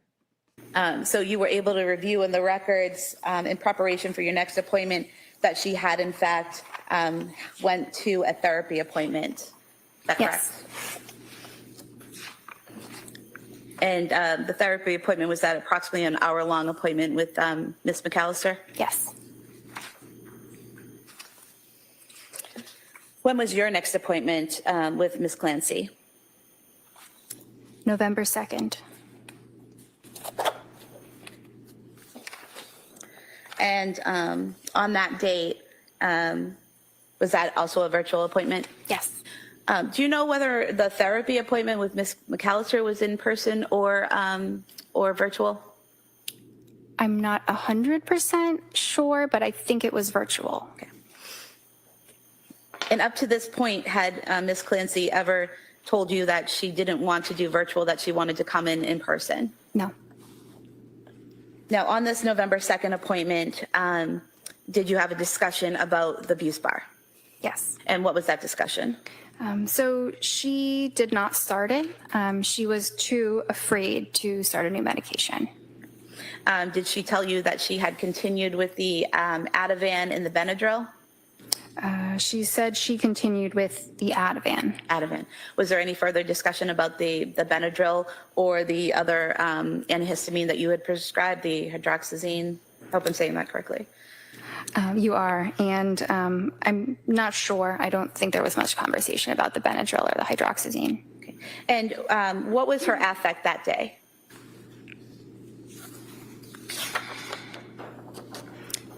It appeared appropriate. And what was her mood? How did she report feeling? Euthymic. What does that mean? Euthymic means a normal mood, not necessarily sad or angry or euphoric. It's just kind of neutral in the middle. And would that have been a word coming from Ms. Clancy or just how you describe the word you used to It's describe? a clinical word. Clinical. And did you ask her if she had any suicidal or homicidal ideation? Yes. What was her response? No. Did you see any signs of psychosis present in her that day? No. That day, did you discuss alternatives to Ativan? Yes. And why were you discussing alternatives to the Ativan? Because Ativan was not a medication I intended for her to be taking for a long period of time. It was a short-term medication. And why is that?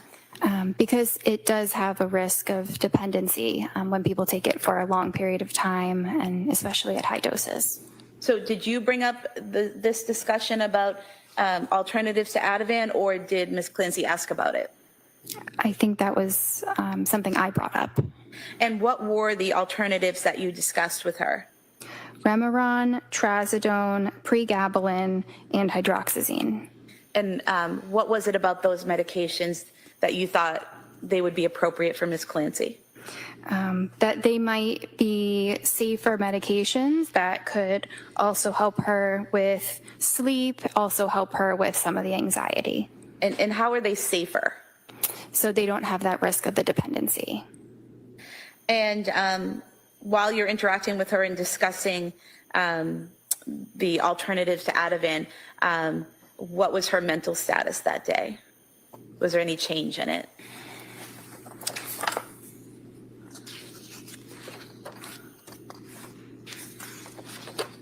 No. And so after this discussion with her about the alternatives, was there a decision made on how to proceed? Yes. So we discussed tapering the Ativan by 0.25 milligrams every 2 weeks. And what does tapering mean? It means slowly reducing. And why do you slowly reduce the medication? So when you are taking Ativan, like I mentioned, the risks of dependency, there's also risks of withdrawal symptoms if a medication like that is abruptly stopped. Benzo withdrawal can kill you, by the way.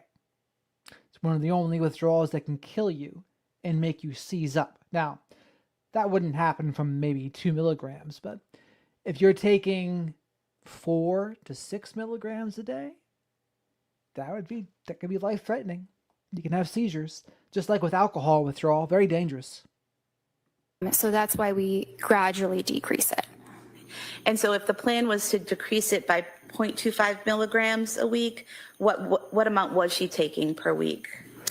So it was by 0.25 milligrams every 2 weeks. 2 weeks, okay. So at first we were decreasing it from 1 to 0.75. Because that's the other thing too, right? With all these meds, the meds build up in your system a little bit, then they stay there for a little bit because they have a half-life. But here you are trying a new med, off this med, on this med, increase this med. It's just a lot for your system to handle. And when you already have some underlying hormone issues going on, or thyroid issues going on, it's like pouring gasoline on a fire. But again, as Dr. Simon always said to me, he said, Jared, if you don't see it right, you're not going to be able to treat it right. And he's absolutely correct. If you miss it, you're not going to be able to do it right from there. Now, granted, this woman was in her first 6 months, Dr. Tufts, so a tough position to have in your first 6 months. You would be much better served having a Lindsay Clancy as like a 25-year vet. And maybe then that person would be able to help Lindsay Clancy the most. Hopefully. But you never know. Years in practice doesn't necessarily mean years of wisdom. Doesn't necessarily mean you're better at your job. You might just be more set in your ways. In some cases too. It just depends. I bet you there's psychiatrists that maybe have a year or two experience that are better than some that have 30. It really just depends. Okay. So it was a 1 milligram pill that she was taking, and then she would just take less and less and less until she wasn't taking it any longer? Yes. Okay. And then had you, with Ms. Clancy, decided on a replacement for the Ativan? At this point, I don't think there was a medicine that we had decided on. Okay. So the plan at that point was just to taper off the Ativan, but nothing was added at that point? Yes.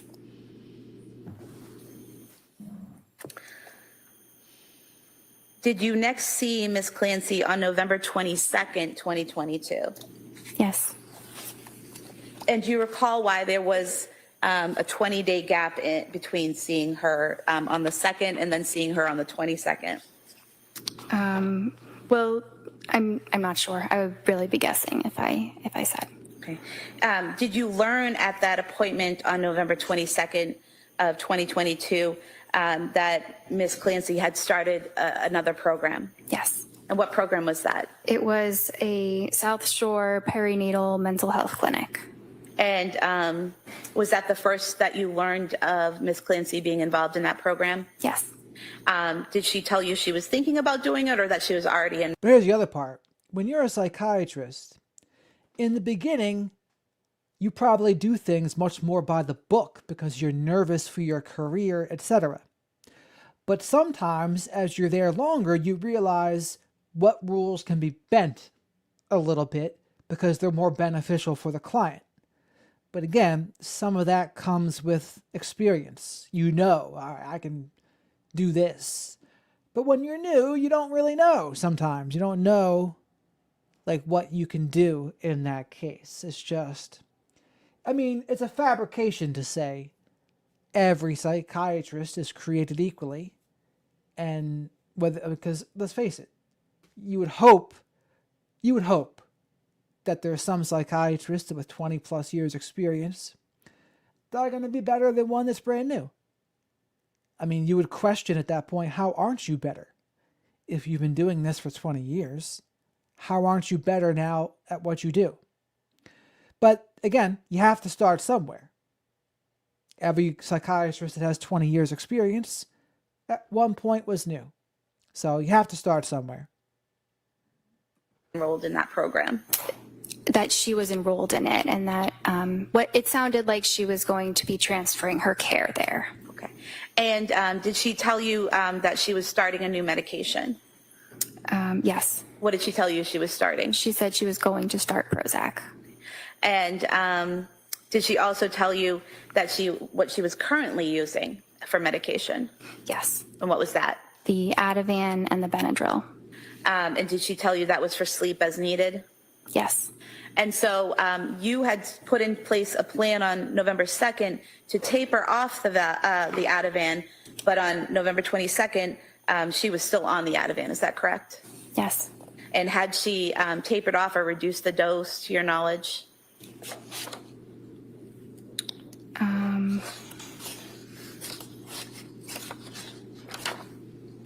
I don't have it documented exactly what dose she was taking on that date. She was just still taking the medicine. Still taking it, okay. On that date, did Ms. Clancy deny suicidal and homicidal ideation? Yes. Did she show any signs of psychosis? No.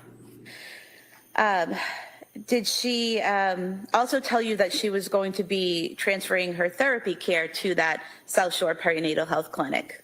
And I would say you gain a little bit of experience during supervised hours, but it's also not the same as doing it like on your own.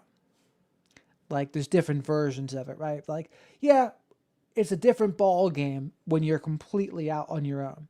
It helps, don't get me wrong. It certainly helps. Doesn't hurt.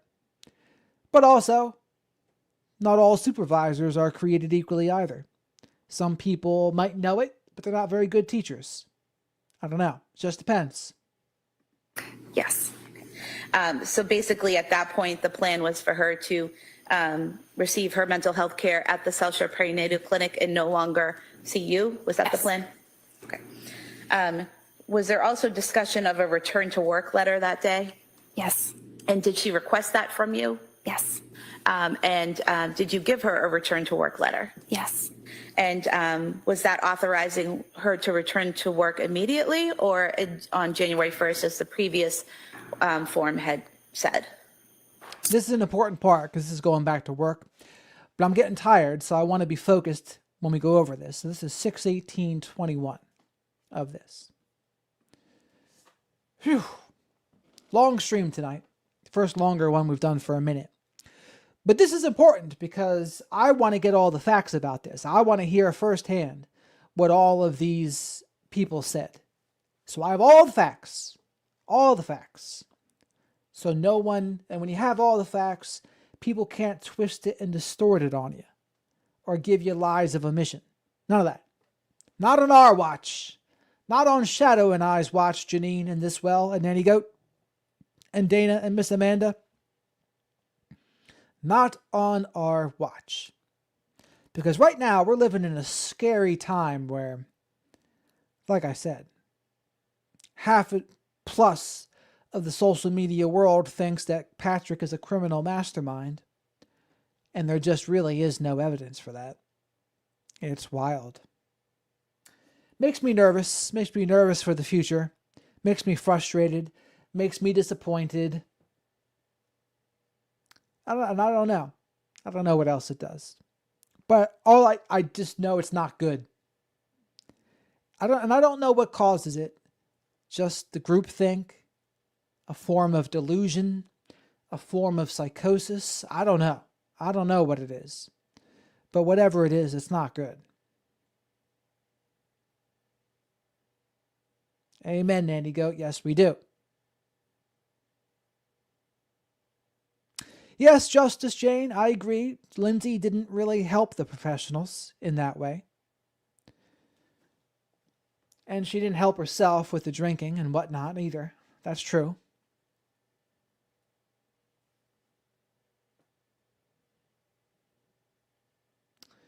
You know what it is? I think there's, in this part, I think this is a little bit of a gender war thing coming out. A lot of women seeing it through the lens of an abusive relationship they had and thinking, oh yes, Patrick's like my abusive ex. I know it. I know Patrick's like my abusive ex that was gaslighting me and coercively controlling me, etc.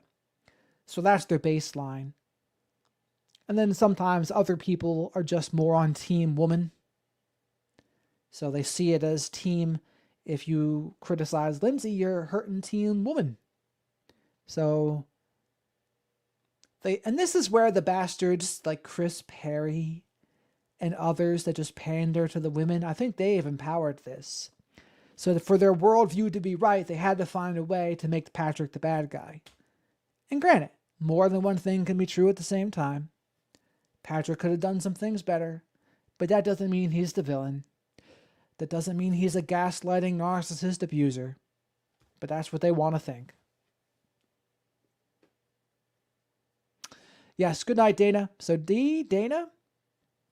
That's a damn good question. No, D, what they say to me is they say, oh, he's just got a vibe. He has Brian Koberger eyes, I've heard. He got into a relationship too soon. Amen, Julie Reagan. Shadow and I are on Team Human too. And what else do they say? Oh, he didn't seem supportive enough. He seems... I should read you some of the... I'll read you real quick before we go. What somebody I know says. I mean, it's wild.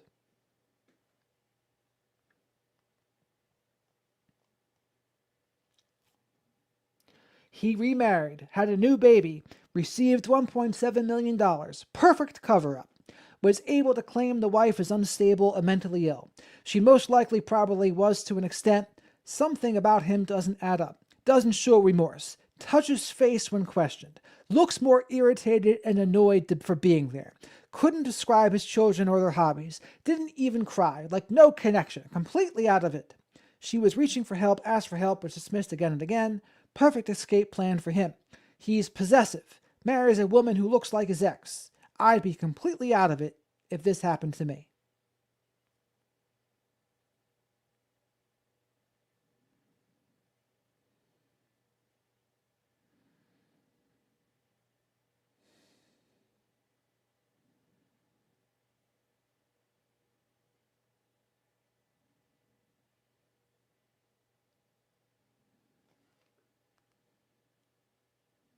They're saying he sent an email from home at 5:24 when he very easily could have sent it from his phone.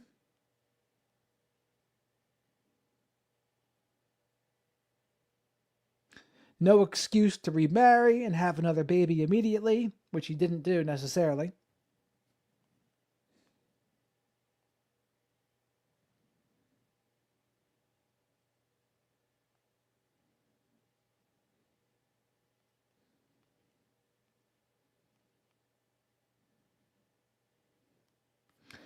Other people are calling me a narcissist for disagreeing with them. It's just a lot. Well, the big thing now is they'll say he was home at 5:24 and he made an expression when he was under oath when they mentioned the email. And he must have done it. He must have done it. Killed the kids himself. That's what we're talking about here, Teresa, in This Well-Lived Life. Like those are the kinds of things they're saying. It's pretty crazy making, if you ask me. Chatty Cathy, you have a great night too. Right, Teresa, though? It makes my head spin. I thought so too, Miss Amanda. I thought he was devastated. I thought he was reliving the worst day of his life. And he probably had PTSD from that day. And he didn't like having to go over it. I mean, who would? Who would want to talk about the deaths of your 3 kids? But that's what I mean when I say they all gave him the least charitable interpretation. That's what they're doing. And it's I don't know. There's no talking to them, though. It's disappointing. Disappointing. That's right, D. We'll go over some more of this tomorrow. That's right, Teresa. But you would never know it, how they're talking. You would think From how people are talking, you would think, oh my God, this guy must be a monster. He must be a monster, a criminal mastermind, psychopath. I've heard him called a psychopath, sociopath, narcissist, gaslighter, coercive controller, abuser, insidious, covert gaslighter. Just because you can't see it on the surface doesn't mean it's not there. And I'm like, oh God, I've contributed to this. All my narcissism talk has contributed to this. Where I'd like, okay, yes, on one hand, that's exactly right, X, but didn't she and her lawyer admit that she did it? Yes, she did. But what they're trying to say is, no, he got her to falsely confess. He gaslit her so badly that she admitted to something she didn't do. That's what they're saying. Never mind the fact that he wasn't there. Never mind the fact that she admitted it. Never mind any of the facts. He did it, is what they say.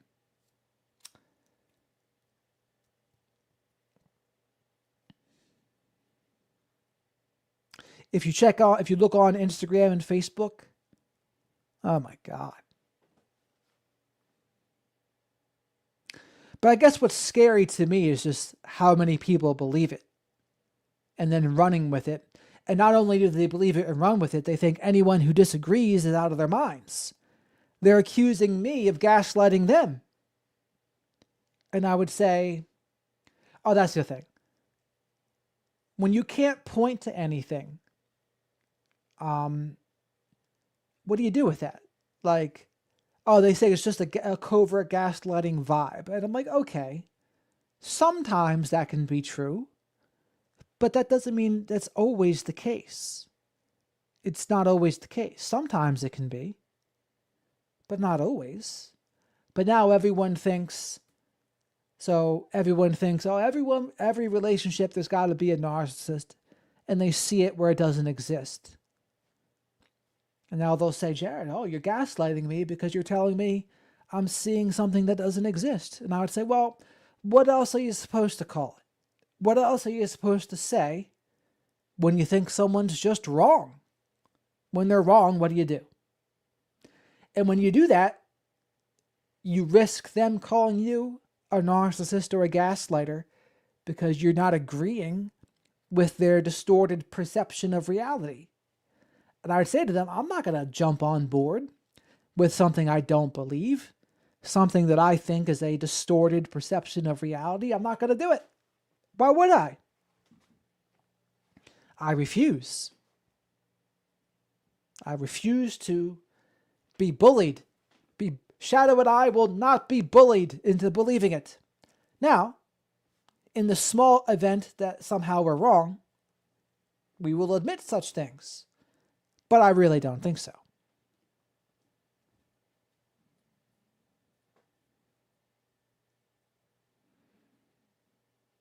Yes, I get to document for you all the social media adventures.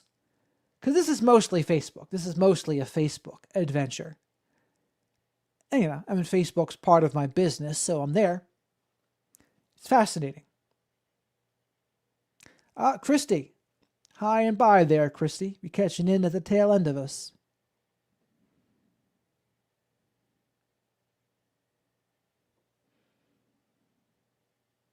So in a way, I get paid to debate these people. Now, granted, at what cost? At what cost do I get paid to debate these people? Sometimes it does drive me crazy. There would have been forensics proving that his DNA would have been on the exercise bands and on Lindsay from slicing her and throwing her out a window, as if forensics didn't check that first. Oh, that's the other thing they're saying, actually. Saying, a thorough investigation was not done towards Patrick. They just took his word that Lindsay did it. That's the other thing they're saying now. So the point is, everything, like almost anything you can think of, they're finding a way to poke holes in it. Patrick has a relative in the police force, so they must have covered it up for him.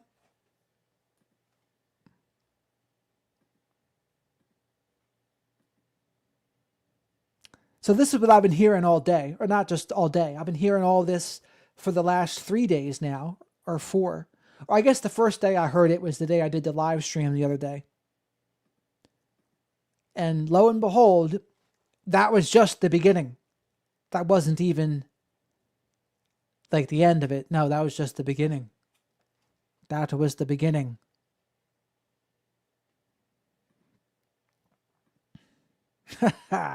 Forrest Gump agrees, Nana Goat.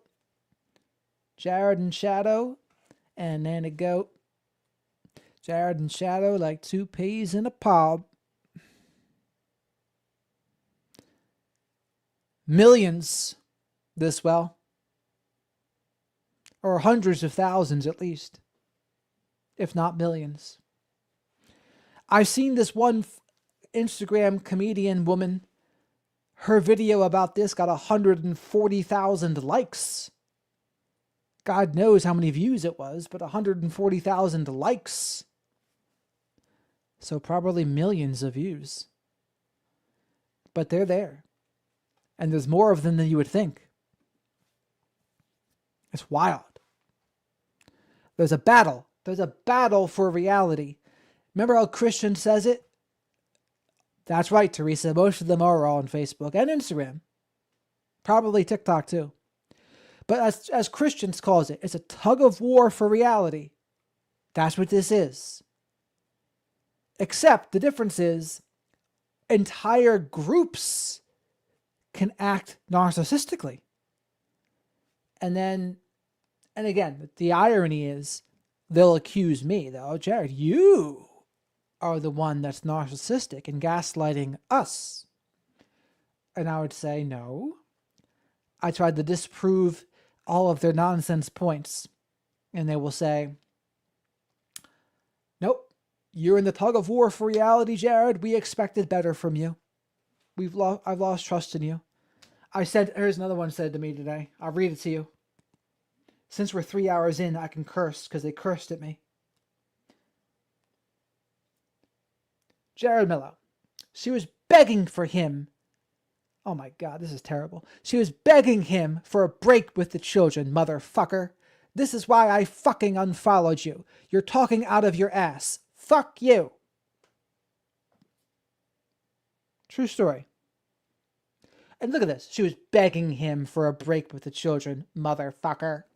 Begging him, but not begging him so much that Patrick's parents couldn't watch? What? Like, come on. Ridiculous. I send one of my friends the hate messages I get. Yes, Nanny Goat. Jared Mello on Facebook if you want to see some of the madness. So that's just a small example of it. I've learned over the years to develop a thicker skin. However, over time, even the hundreds to thousands of people, when they come at you, it can wear on you a little bit, even though I do have a pretty thick skin. That person's name on Facebook was Cliora. Cliora. Whoever the hell that is.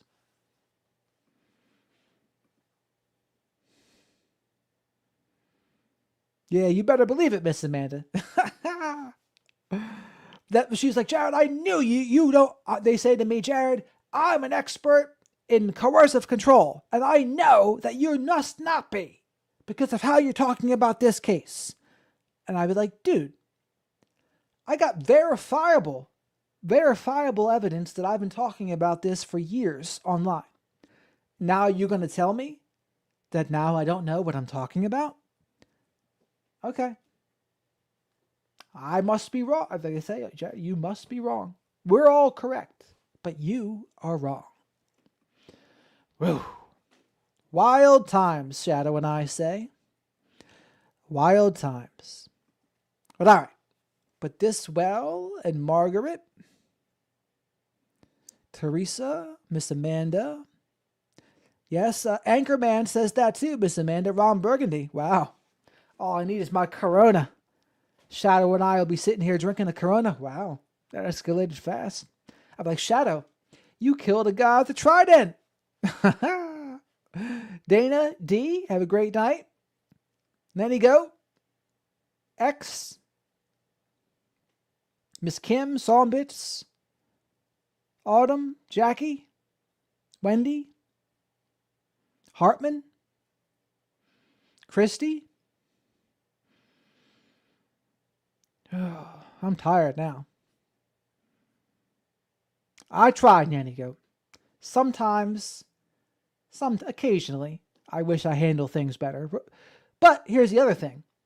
For them, everything I say now on these platforms could be held under the microscope. So I have to be careful. Because it could blow up and really blow up in my face. Julie Reagan, have a great night. Tim, you have a great night too. And thank you, Nanny Goat. You got it this well. We're back at this tomorrow. But again, there's always an opportunity in everything. There's something to learn and an opportunity in everything. So I always think, what's the opportunity? To, one, counteract it and speak my truth, or speak what I believe to be the truth, and then work on my emotional self-control. Make content about it. That's how it rolls. All right, everybody. You got that right, Miss Amanda. All right, everybody. Have a great night.